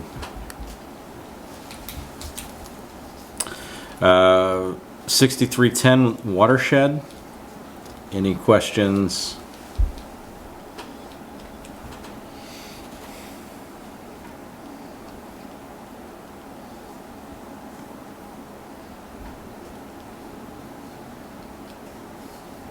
It's a big jump in the repair and maintenance supplies. Mm-hmm. Yeah, do you intend on replacing something or repairing something? I was gonna ask some clarification as far as our access to the other two dams, the Howard and Sheldon. I know we have the right to go up and inspect them. Is that our road to maintain? Because when 2 years ago we had that massive rainstorm, there was like the last 150, 200 yards of that road is just completely washed out. And there's boulders sticking up that high in the road. That was my thought here, you know, if we can somehow get the ability to fix that road up there. Yeah. And also there's a culvert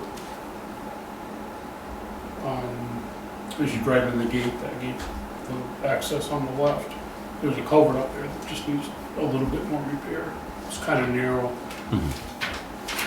The pickup truck can make it, but like, you know, we would bring in the excavator up there and dump truck. And that there, you gotta kind of really line it up so you're not going off the road.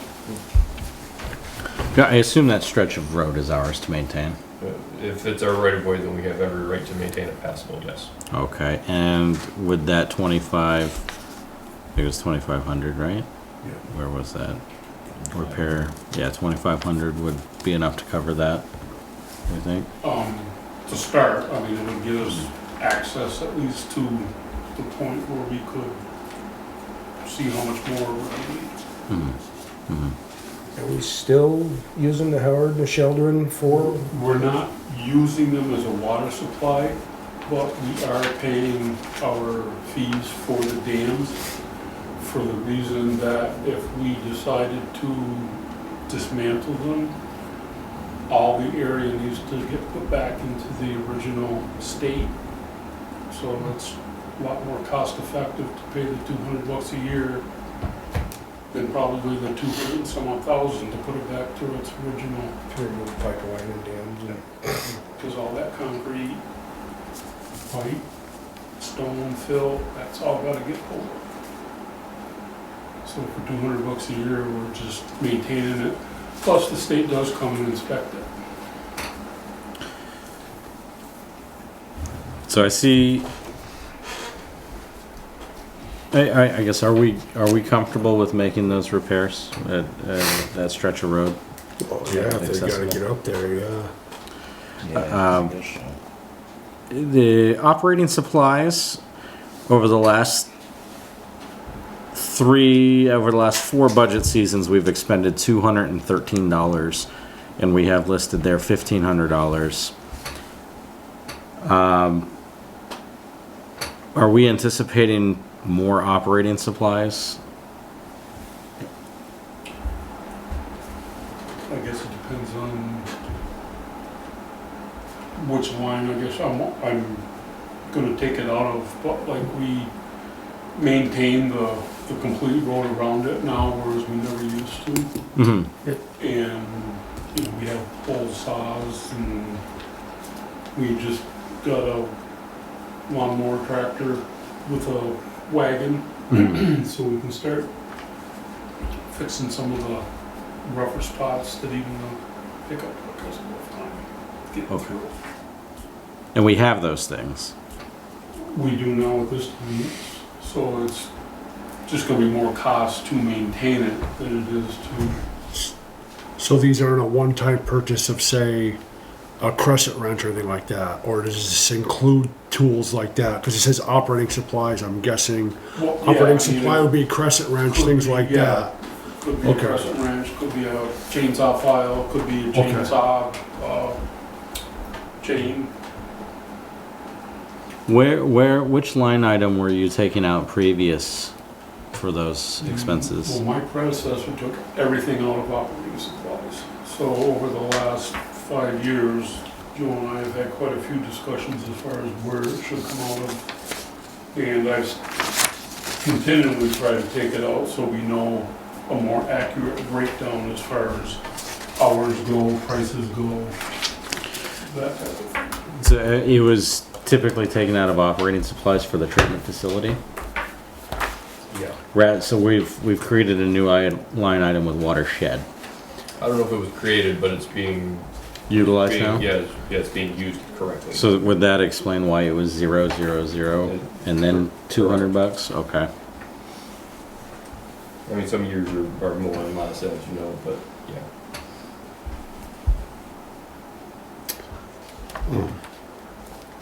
It helps me and future operators, plus it helps the board understand what monies are being spent where, instead of just saying it's under operating costs.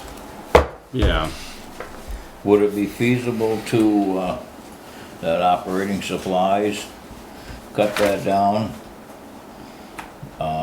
Say looks like last year we spent $213 instead of. I'd say probably So 500. cut it down to 500 and take the 1,000 and, save it. That would compensate for the 2,500 and maintenance supply repair that you're doing. That would cut it down some. Yep, I mean, My thinking too is you're not going to expend your operating supplies for the treatment facility this year. I can't imagine. You're at with 76% with just a little over, a little under 6 weeks left. I'd imagine there's room to purchase some equipment for the watershed if you anticipate needing it right. before the year end. I mean, as of July 1st, of course, our new budget starts. Yeah. What we need for this year, I'll be getting. And, Some sort of a you know, tractor just with that trying to pull out my crystal ball and say that. machinery and equipment goes from 0 to 5,000. Well, I think that's right, but I also think you're going to have probably by the year end, you're probably going to have more than $1,500 remaining in that larger operating supply budget line. That doesn't make any sense to me. I would feel comfortable dropping the other proposed operating supply budget line down to 500, knowing that you've got some wiggle room at this year's end to go get what you anticipate, and the 500 may be for something that comes up that you didn't expect, versus the 1,500 for stuff that you do already anticipate. I mean, that's fine. I mean, what I've got to spend is what I've got to spend. It's no different than a house budget. I mean, you know. Well, to an extent, right? Because we also have to be realistic with what's needed. Exactly. I mean, I've told Joe, you know, I can't just run out of chlorine and turn the faucet off. Yeah. So we're gonna go 500 that line item. Folks are good with that. That's that 6310 dash 21.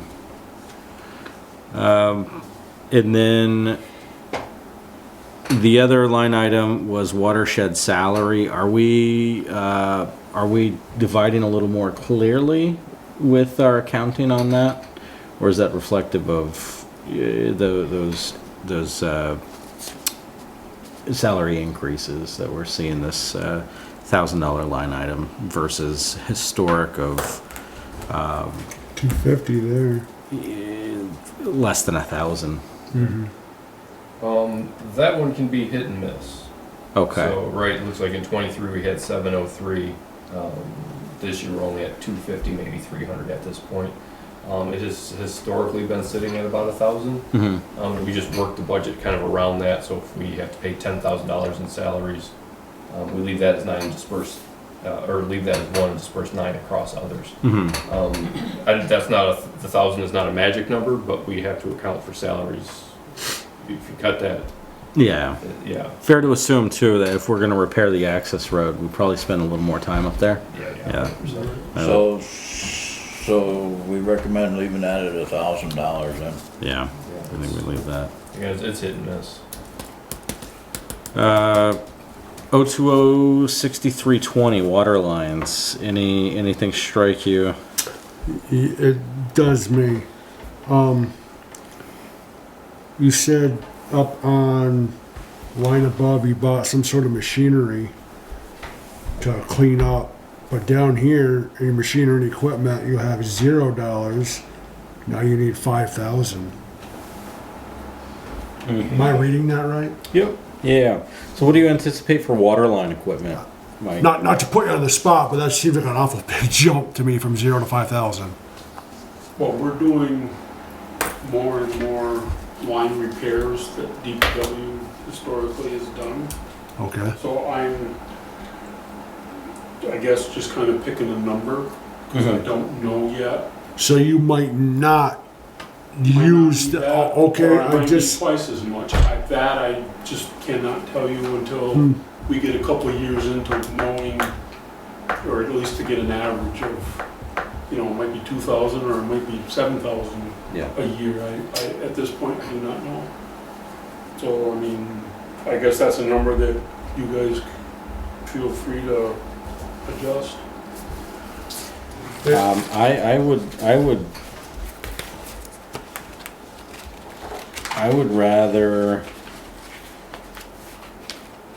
I would rather look to put that in a reserve account than, if we don't anticipate any equipment purchases this year for water lines, I would feel more. is there anything, I'm sorry to cut you off, Chad. I really apologize. I did not mean to do that. It was in my brain, so I wanted to say it. Sorry. Is there anything you can anticipate right now that you would need right this moment, that where you would need something in there for that line item? Actually, there's a few things. There's a crimper set that we don't have. Okay. We've purchased they call it a rivet buster, which is basically a miniature jackhammer. Okay. Instead of lugging around their 90-pound pavement buster, we got us a 30-pound small one that suits what we need, our needs. And can you ballpark like what you think you would need, and just say 2,500? Give you 2,500, take the other 2,500 and put it in the reserve, like he's saying. I don't know. I'm asking because I don't know. And there again, I really You don't know me. now. Okay. Like I said, historically, it's been a public works operation. So we're just kind of feeling our way through. I don't know it. what to think on that, guys. Honestly, I don't know My what to thinking, think. my thinking is we're sitting at a 24% increase as we look to go through this, and I think if we don't have an anticipated purchase in mind, that might have to be a next year budget item. But the crimper set He sounds would like a need- this year. Yes. Yeah.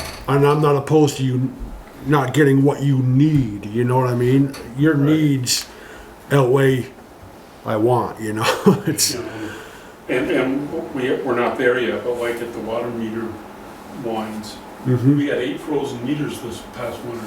mine was one of them, and it exploded in my basement. So I'm just kind of guessing. Historically, we normally have between 5 and 10. A case of water meters right now is $2,300. Okay. Next year, we might not have but 2. But it was awful cold this winter too, which is understandable why. I mean, it's kind of like, okay. I said, is throwing a dart at a number on the wall, trying to anticipate. But And don't get me wrong, I don't want to nickel and dime you, but no, I understand. I pay taxes too. Hold on here though, for as I'm looking at this as well. We've got a small tools and equipment line item for water lines, and we also have machinery and equipment for water meters themselves too. So what we're looking at is machinery and equipment specific to water lines that go above and beyond small tools and equipment, because small tools and equipment, we're jumping from 3,000 to 5,000. And then we've added the additional 5,000 for machinery and equipment. could the small tools and equipment be? Would your crimper set be purchased with that money, Mike? Sure. I mean, Well- like I said, this is fairly new territory for me. Yeah. And there again, what I've got to spend is what I've got. Yeah. And if it's something we have to have, then obviously I gotta get it. Yeah. If it's a tool to make things easier, Mhm. that can get put off till the next one. So I guess that's where, Yeah, that makes sense.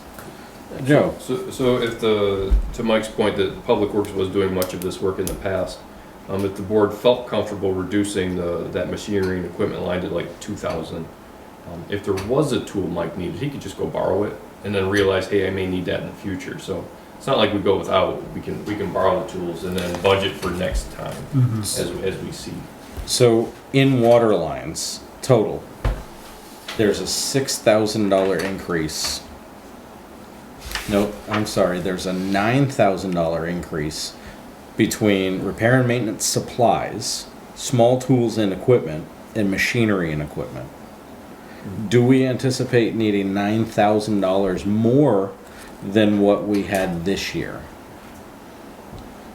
When we are, what did we budget? We are over budget on $2,000 over budget on repair and maintenance supplies. We are $2,000 over budget on small tools and equipment. And we really had no budget for machinery and equipment. My answer to that is if I'm buying the parts, DPW shouldn't be, so they shouldn't be buying curb stops, corp stops, risers, extensions and all that. It's all water. I'm buying them. Yeah, but it's all water. It don't matter who buys it, it goes in the Well, it water does. supply. They have their own line items for those. But why do they need a water budget and you also need a water budget? That's exactly my point. It doesn't make sense to me either.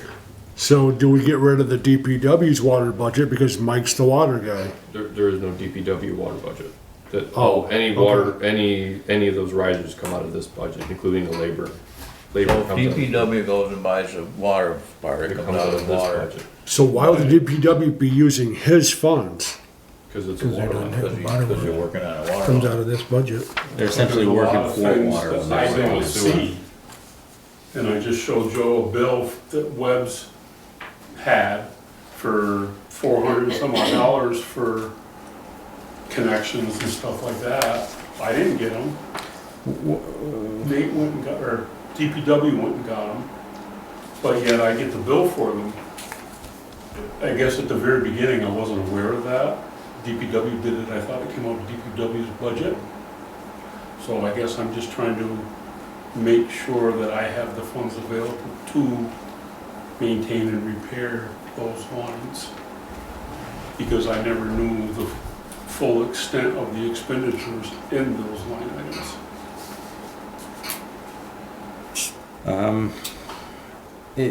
Yeah. Here's what I would propose for water lines in its entirety to the board. I would propose dropping repair and maintenance supplies down to 12,000 instead of 13. I would propose. Looks like we've got an anomaly on small tools and equipment there. I would propose putting that down to 4,000, and I would rid ourselves of machinery and equipment if we don't have anything identified, and I would drop that down to 0, netting us still $3,000 more in water lines, supplies, and equipment in total compared to this fiscal year. It makes sense to me. So essentially, we cut out 7,000 from the proposed budget, yet it's still an increase from last year, reflective of what the costs have been looking like in fiscal year 26 actual. And there again, as Joe knows, as Jeff and I come across them, you know, like when we do water shut-offs or this and that, we have been repairing the curb stops Yep. as we find them. That's a one-time expenditure. So this year I might spend $2,000 changing out risers, putting extensions on after we repair the bent over ones. Yeah. They won't have to be repaired again for another 15, 20 years. Yeah. And that would fall under repair and maintenance supplies, which essentially would be a $2,000 increase, and pretty well in line with what you actually spent this year on it. Right. And, you know, there again, as I learn, we can adjust, you know, where it should come out of. Yeah. As we go along. Yeah, and I think it'll give us a truer picture, because I know it was all kind of coming out of one smaller pot of line items. Are folks good with those adjustments that I suggested? Yeah, I'm okay with that. Moving on to water meters. Looks like we're staying even on salary and overtime. Machinery and equipment, it's been up as high as 7,500, as low as $0 in the last few years. Year-to-date actual is 3,300. Our proposal is 2,500. I think that's a reasonable. Looking at our trend, that trend line is very sporadic. I'd be okay with 2,500 there. Hearing no dissension. Water treatment facility.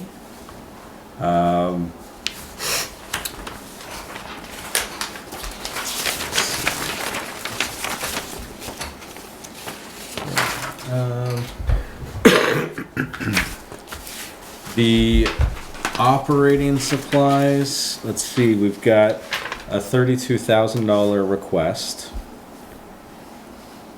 Year-to-date actual so far is 20,000. FY25 was just under 34. FY24 was just under 27. FY23 was about 31,000, just under. Again, seems sporadic.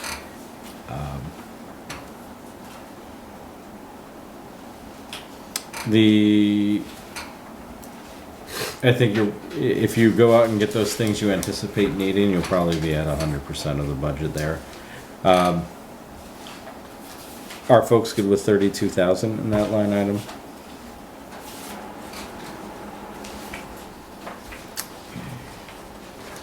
Hearing Operating supplies. no opposition. Yeah, the 6380-21. Yeah.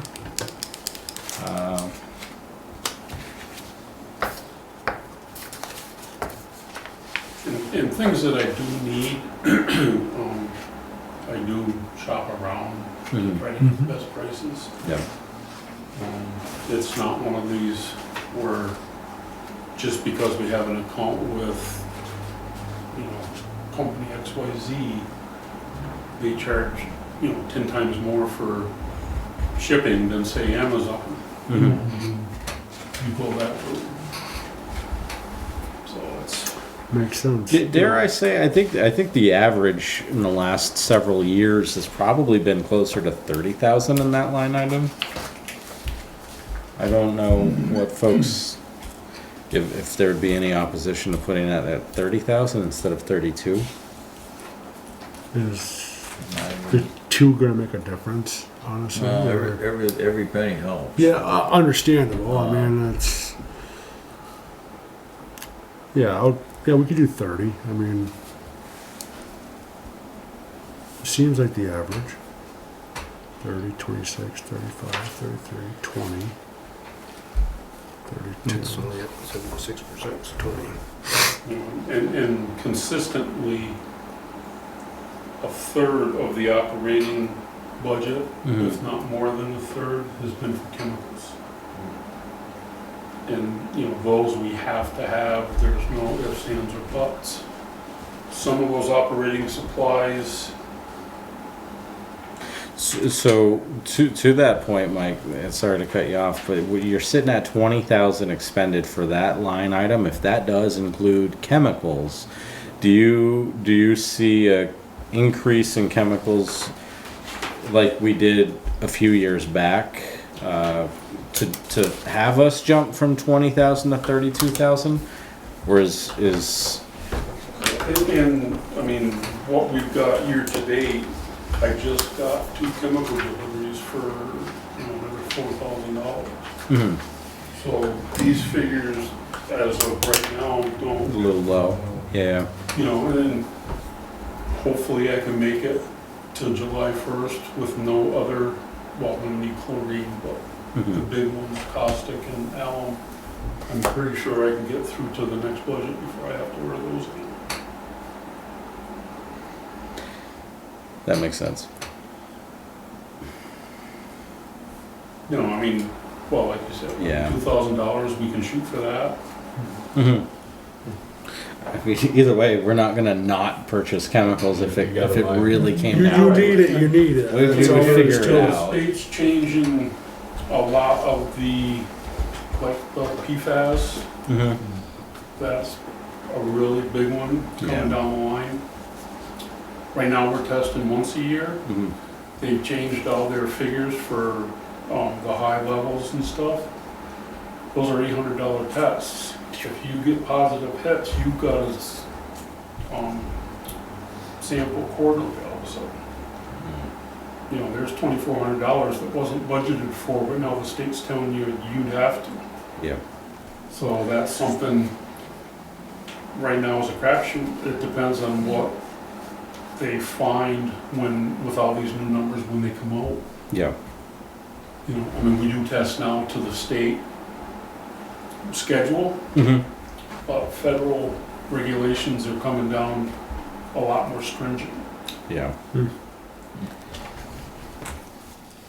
Same Yeah. as with the lead and copper, as you guys know from the last few years, that was the big thing a few years ago, was identifying the lead lines and stuff like that. Mm-hmm.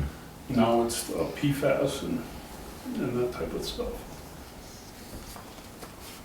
So historically, we've been good, but Yeah. until we get the exact figure from the state as far as where it's gonna be, I can't say. Yeah. No, that makes sense. Yeah, 2,000, I think will be fair. I think that's really. fine. Yeah. You know, there again, like I said, I mean, if it's something that I don't have to have and it can wait, then I get it in another month or two when the budget comes along. Yep. Just some things you have to have and some you can put off. We repair and maintenance supplies, 6380-22. We're over expended on that line this year. Budgeted 3,000. They're at 5366. We're proposing 6,000. That seems kind of in line with where we're likely to end up.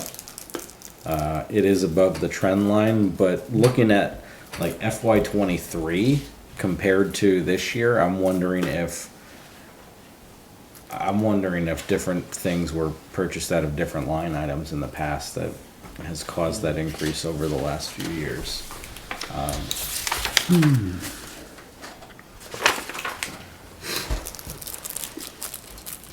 Small tools and equipment.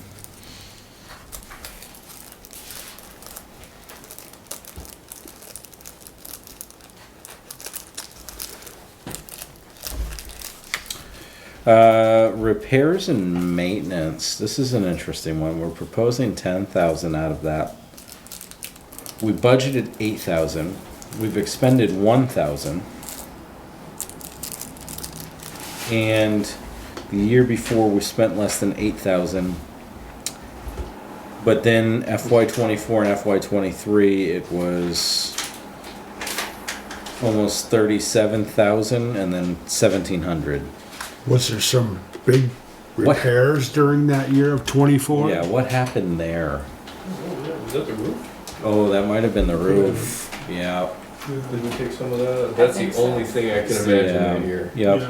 So you put a new Or roof did- on a building or Was there something? electrical at one point? Oh, there was electrical that was being. That might have been the same year, actually. It was. Yeah. Okay, Yeah, there was a lot of upgrades. that would explain, Yeah, That big of a redoing the signals and the wire Okay. and all that, and the roof was Niagara Falls every time it rained.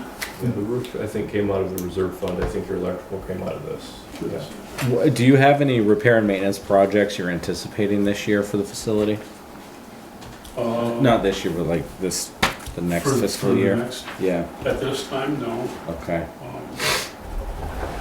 It's 2 years away as far as. That's fair, that's fair. But right now, I think come a long way as far as getting to where we need to be. Yep. So I'm not planning or looking at doing anything major now. What do folks think about dropping that to 5? It sounds good to me.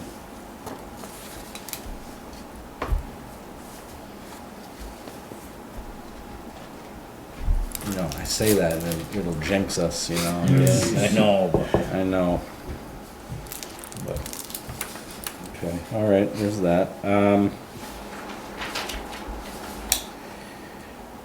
Utilities and propane, we budgeted 22,000, we're at 16. Are those quarterly expenses, and do we plan to hit that budget? It looks fairly consistent with actuals from previous years. I don't want to touch that thinking that we're under budget this year if we've got another quarter's worth of utilities. We still have to pay this month, and what month am I in? May? May still gotta be paid, June's gotta be paid, and then July, even though it'll be in the next year, those still come out of this year's budget. So yeah, you still have 3 months of payments. yeah, I say we don't touch that. we don't touch it, we're Yeah. over already. Yep. Building and improvements.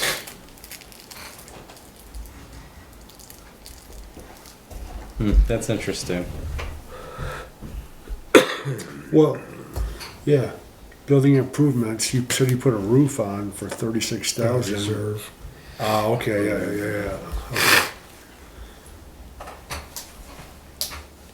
Okay.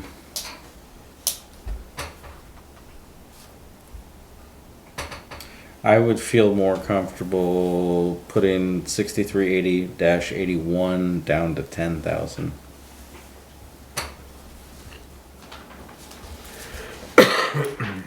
Agree. So from 12 to 10? Yeah.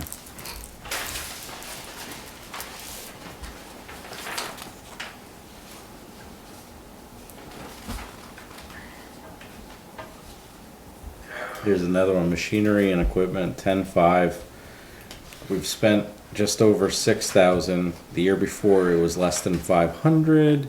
The year before that it was just over 7,000, and then just over 6,000 in 23.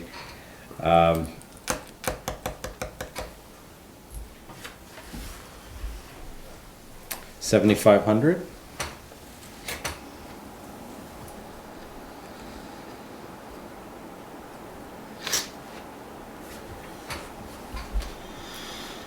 I don't know what to tell you on that. It's all over the place. Yeah. For all that goes, you do 7. Well, no, you can't because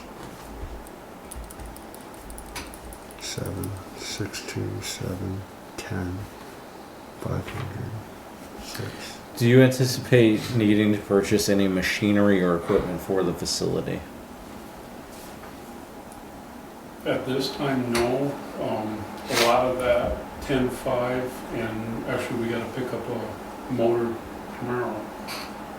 Our motors have slowly been blowing up and being replaced now, so God, I hope we can get it 3 years old. Yeah.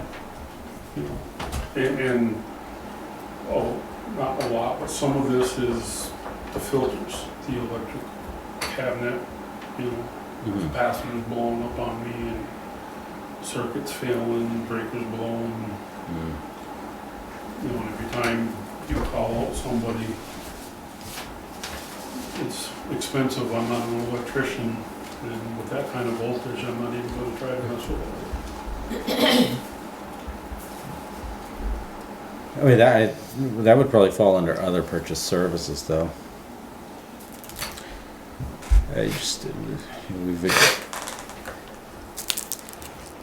We've been more consistently under 10,000 on that line item.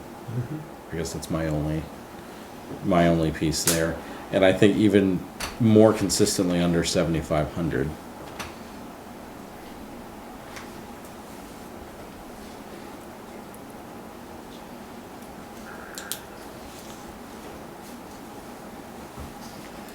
Yeah, we wanna do 8,000? We can do 8,000, sure.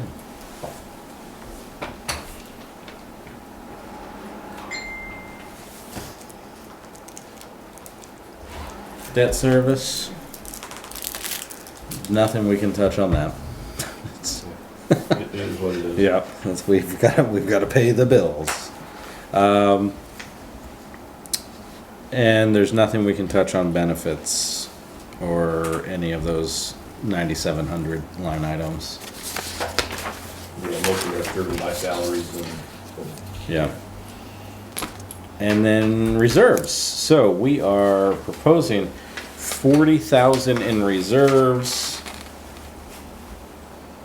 for water capital improvements and 2,500 for vehicle replacement.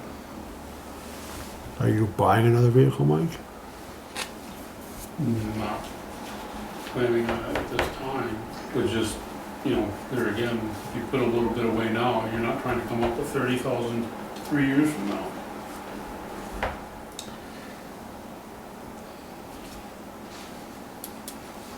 How much is in our water capital improvement reserve fund right now? Do we have? 122,000. 122,305. But you approved this $64,000 expenditure, so that whacks it in half. It does. I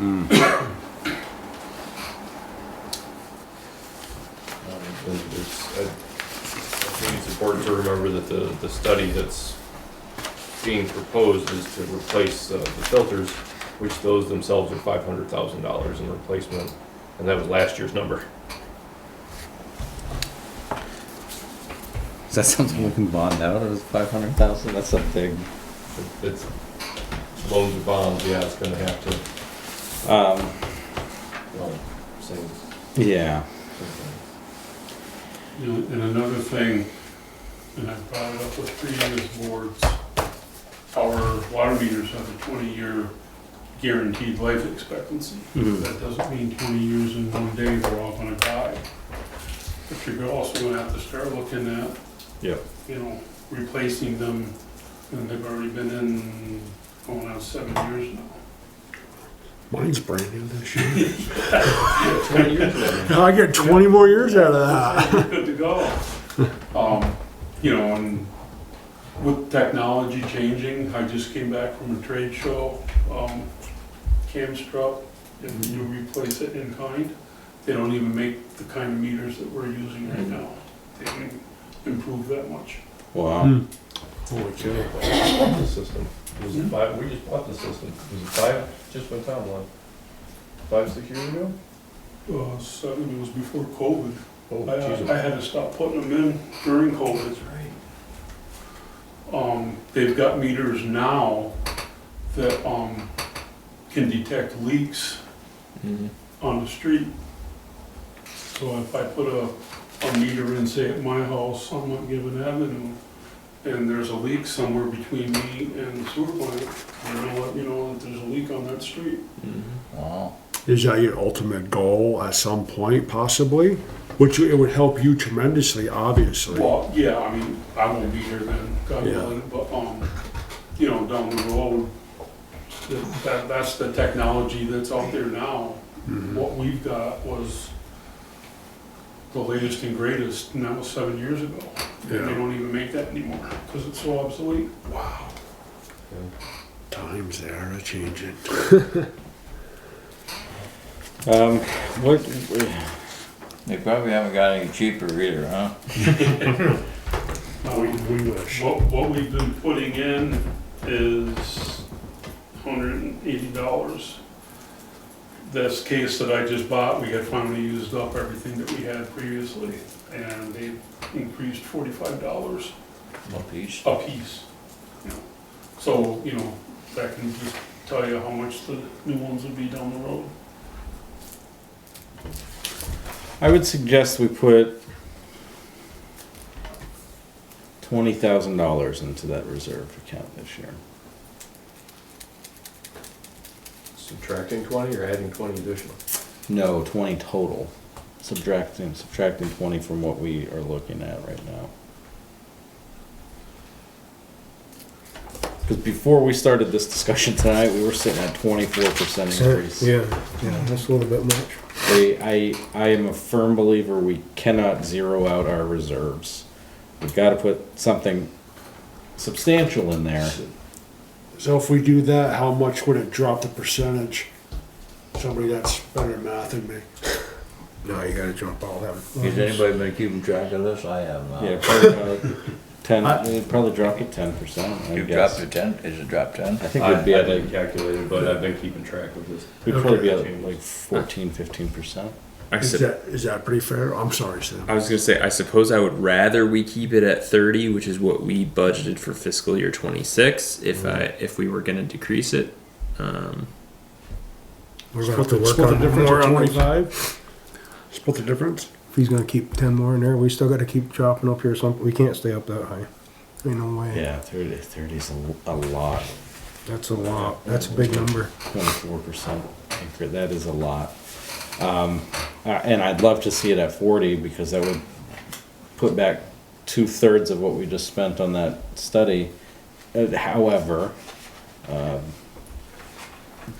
if there are any major projects, we're going to bond them out or get a loan anyways.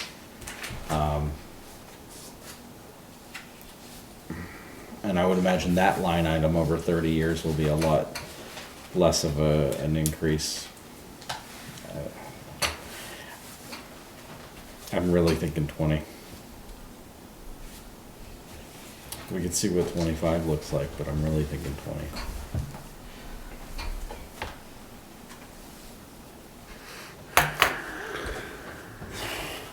I hate budgets.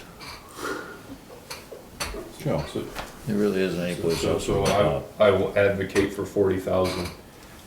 As we sit here during the 010 and 030 budget, and now we sit here in 020 and 025, which is water and sewer.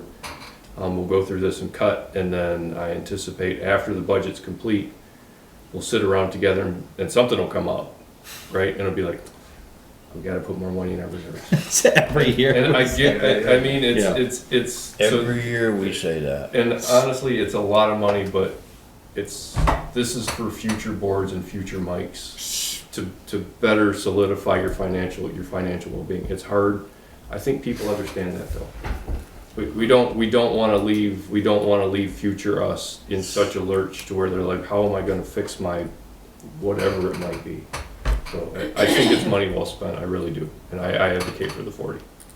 Before can I say what I have to? Where do you think we should cut else then? Because like he said, 24%'s a lot. We got to cut something. So I'm happy to whittle this budget and the sewer budget down to whatever percentage you want. You just give me that number and I will whack it there. What do you guys think would be a So fair? I don't mean to interrupt you, Keith. No, it's okay. If I can find $10,000 additional dollars to take out, would you leave it at 40,000? Can you find 20,000 somewhere else? Oh yeah, I'm sorry. 20,000. Can you find? I was gonna say, can you find 20,000 for us, please, and not 10? I'm looking at 40 finger 40. I am a firm believer in the reserve accounts. Firm. And I know a lot of people are. So, I mean, 24 is a lot, but I'm just saying, people are generally amenable to putting money into the reserve accounts. Yeah, I won't argue against that, and I am one that drives that conversation every year. However, the biggest complaints that we have in town on taxation are related to a school budget that we have no control over and the water budget that we do. Those are the two biggest complaints that I see, right? Our 010 budget, everyone says, wow, it's pretty slim. You guys did a good job. That's the feedback that I hear. But I'm getting killed on water and sewer, and it's like that's the piece where I say, how can we? The water budget last year actually was a little bit lower than the year before. Yeah, You know? but folks getting hit quarterly on that, like it has a perceived impact that's a I'm little totally bit fine with the different. 40, but you gotta cut something out somewhere, you know, I mean, to get that percentage down. But what? You know what I mean? What would you? So I can find fat. I don't want to give you a percentage because I don't like the way that we. Because that's not do fair, that. honestly. What I would say is if we can get that a more trim budget, see what we end up with, and then we'll look at from there, you know, making sense of 40. You know, if you come back and you're like, hey, I found half of what I anticipated, then we can kind of figure out from there. But yeah, if we could trim a little more without setting us up for a budget where Mike can't do what he needs to do next year. Because I don't want his budget to freeze. Here's right. My thoughts, And some of this, if I may, like the parts and, you know, equipment and small tools and stuff, that, you know, I can volunteer to have that cut even more because I don't know what I'm going to need to do the job at Yeah. this well, point. most of the small tools, once you have them, you have them. You have them, As long as they exactly. don't- It's a as long as one-time they don't walk purchase. away. Yeah, If something breaks, then you have to replace it, that's obvious, but right. for the most part, we don't have to buy all new tools every year. No, and one of the expenses, this year was I built a new tool room because none of the tool rooms were insulated or waterproof. I built a new tool room, put a dehumidifier in it, because I was showing Joe. Every year you're buying new vice grips, new adjustable wrenches and everything, because they rust so bad so quickly. Oh yeah. So you spend $6,000 now, but you're gonna save that in 3 years, not buying a new tool. That's justifiable, I thank you for doing that. mean, I would like to keep our reserve at 40, if we could. Mhm. I would not wanna see it go any lower than 30. I mean, but if we can find some money here to keep it at 40, that would really be good. That's my opinion. Let's see what Joe can find for us, and then we'll have a second pass at this. Good idea. Thank you. This is all right. Sounds good. Moving on. We've got 2 minutes for public comment. Oh, boy. Yes. So, there was a thing on Facebook. Oh, boy. The police department had put out just a general kind of rule of thumbs regarding the electric scooters and bikes and stuff.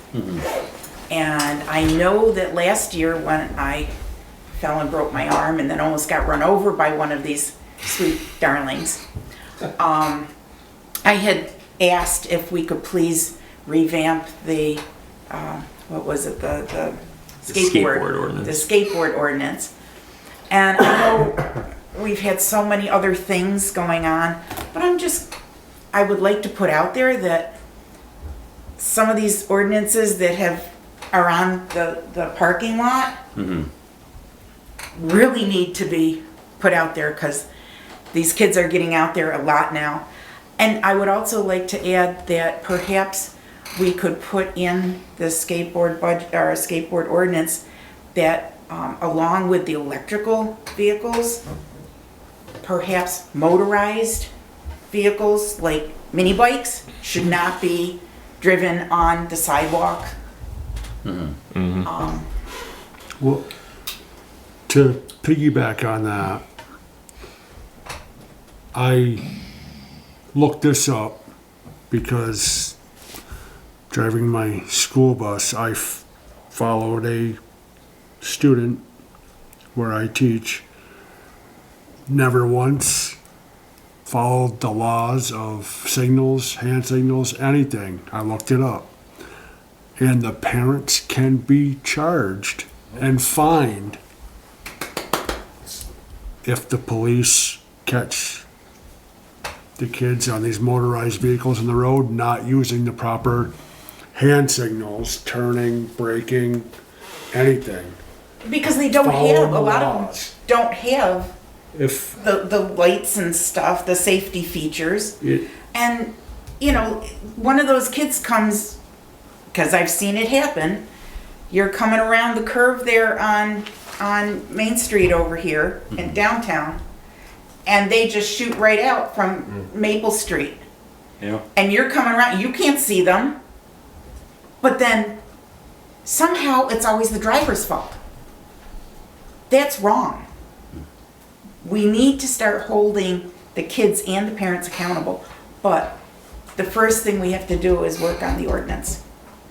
Getting the, but yeah, we have had mini bikes, gas-powered mini bikes on the sidewalks. I see them often. Yeah, it's really dangerous. I can't get out of it. I wouldn't be able to get out of their way if I was out there. If they're under a certain CC, do they even have to be in the road? well, If they go a certain number of miles an hour, they Sure. shouldn't be allowed Yeah. on the sidewalk. Yeah. But if they don't, Well, scooters are scooting down through. if I have to register to insure my bike, they should register to insure their bike. When I fell last year, if I hadn't, I mean, it did take me 10 minutes to get up, but if I hadn't been able to get up when that little stinker came around the corner, she would have taken me out. She never slowed down to come around the corner. She just zipped around there, and I mean, she was probably within 2 feet of me.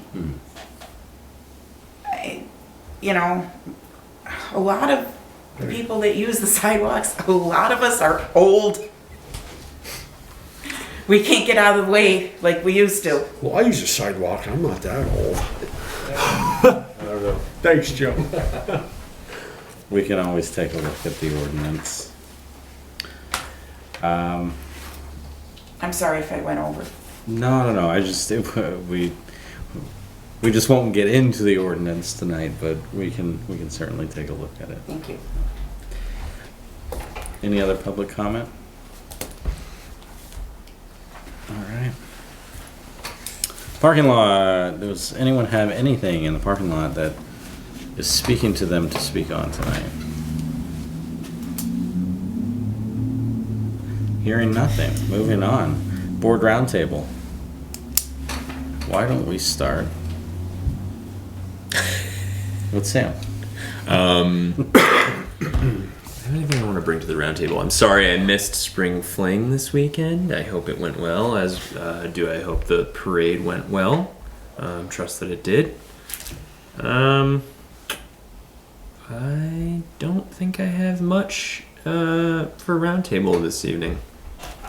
I'll pass it on. Rich. The only thing I just want to give kudos to our rec director. Past years, you go down to the playground and it's not as well kept as it is now. And there's always been garbage and stuff down there. Man, that place is looking so beautiful down there this year. It's not funny. And it's a lot of people working together, but I think the direction down there is in very good hands. That's all I have. All right. Keith. Couple things. I mean, Sam mentioned the spring fling. I had no idea that was going on until my wife and I were driving through town. She goes, "What's going on in town?" I says, "I don't know."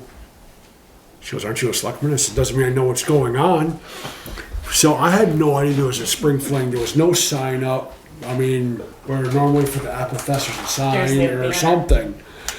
Just if something's going on, you know, it'd be cool to know. I mean, I don't have Facebook, so I don't ever get to really see what's going on. And the only other thing, I see it not just on my bike, but in my regular truck. This stop sign out here on the corner where you have to stop coming to the town office and the fire department. I don't know whose idea it was to put a stop sign right there, but it was never a stop when I was growing up. That was the right of way. And when cars park right here, you can't see oncoming traffic coming at you. Yeah, I mean, I can't tell you times I've almost been taken out on my bike because I think I have room to go, get out there, and somebody's coming around the corner by this building trying to go that way, and I'm already out in the road. It's happened in my truck, my wife's car. I mean, I don't know what we have to do or what we can do, but I don't ever know why there was a stop sign right there now. I would like, I don't know, maybe something we can think of or do, or I don't know. But I'd rather not get taken out on my bike or in my truck. Just, I think it's a safety hazard, especially when people park right here on the end, either going to church or coming in the town office for something, and you can't see anything when you're trying to pull out through there at the stop sign. That's all I've got. So VT alerts, I see another letter came out with the water bills. I couldn't find nothing. Was there anything addressing elderly people in our town that don't have access to the internet or cell phones, that we can help them get logged in to their landlines? There's no recourse for that to the best of my knowledge. It used to be. We can have our There used to be. administration, people that have admin rights can go in and add numbers.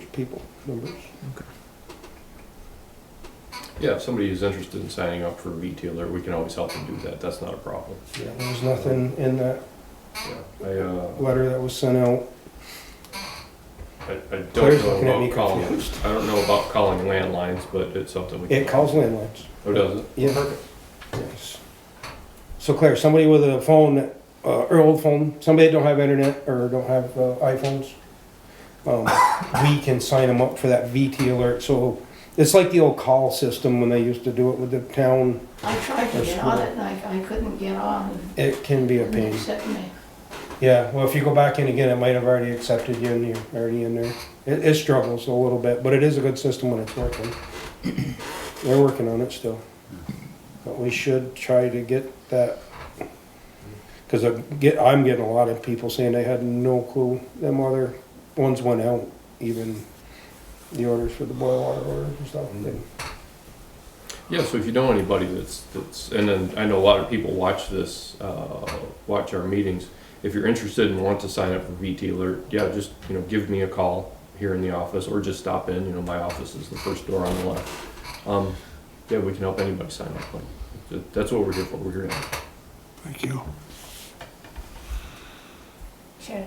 This is on a completely different topic, but it was something I forgot to put into my 2 minutes. May I? Sure. I just want to give kudos out to the EDC and Jenny Kendall, I think her name is. Yeah. They've done a lovely job with the flowers. Fairhaven Blooms. They've done a very, very nice job. And I just wanted to put that out there. Yeah. Sorry. Thank you. Roundtable. Spring Fling, Memorial Day Parade. Thank you to our rec director. Thank you to Joe on organizing that. I thought it was well organized. A few weekends ago, our ball fields and playgrounds hosted the Rutland County Little League Jamboree. So all of the teams played multiple games down at our facility. There were over a dozen teams, families of the kids, lots of concessions being sold, lots of fun to be had. It was a great day outside weather-wise.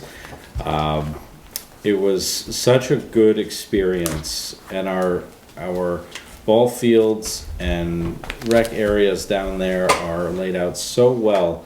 There's discussion about hosting again next year too. So that's I think we did a really, really good job.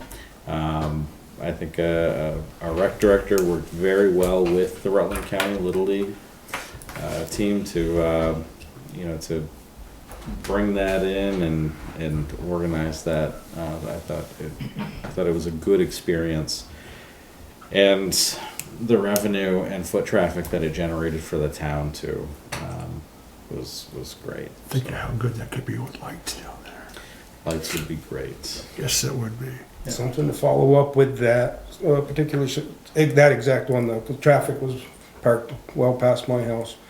So we have a couple issues, is making sure they're not blocked. We gotta do something a little different with parking, to make sure we get the parking right. Well, I think it's great, I'm glad they had the event there.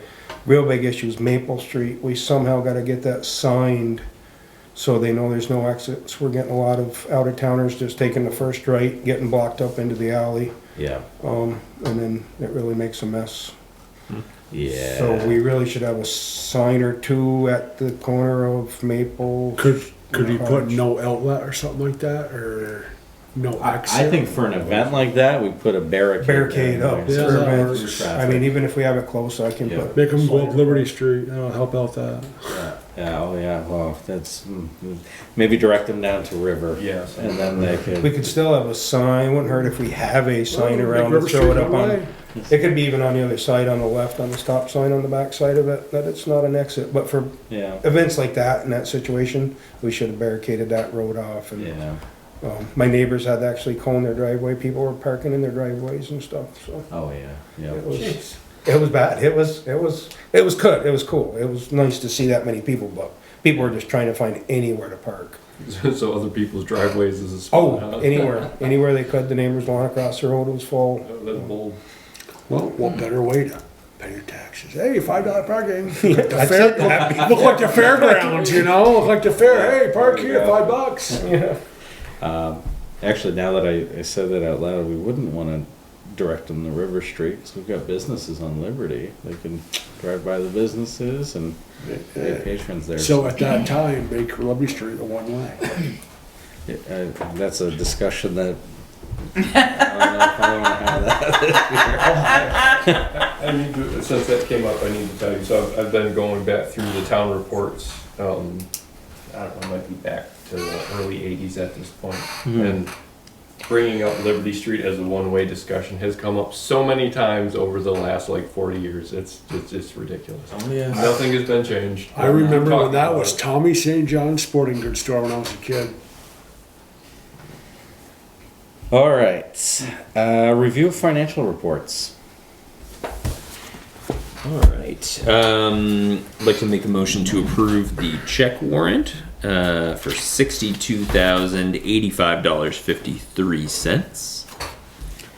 Do I hear a second? I'll second that. All those in favor? Aye.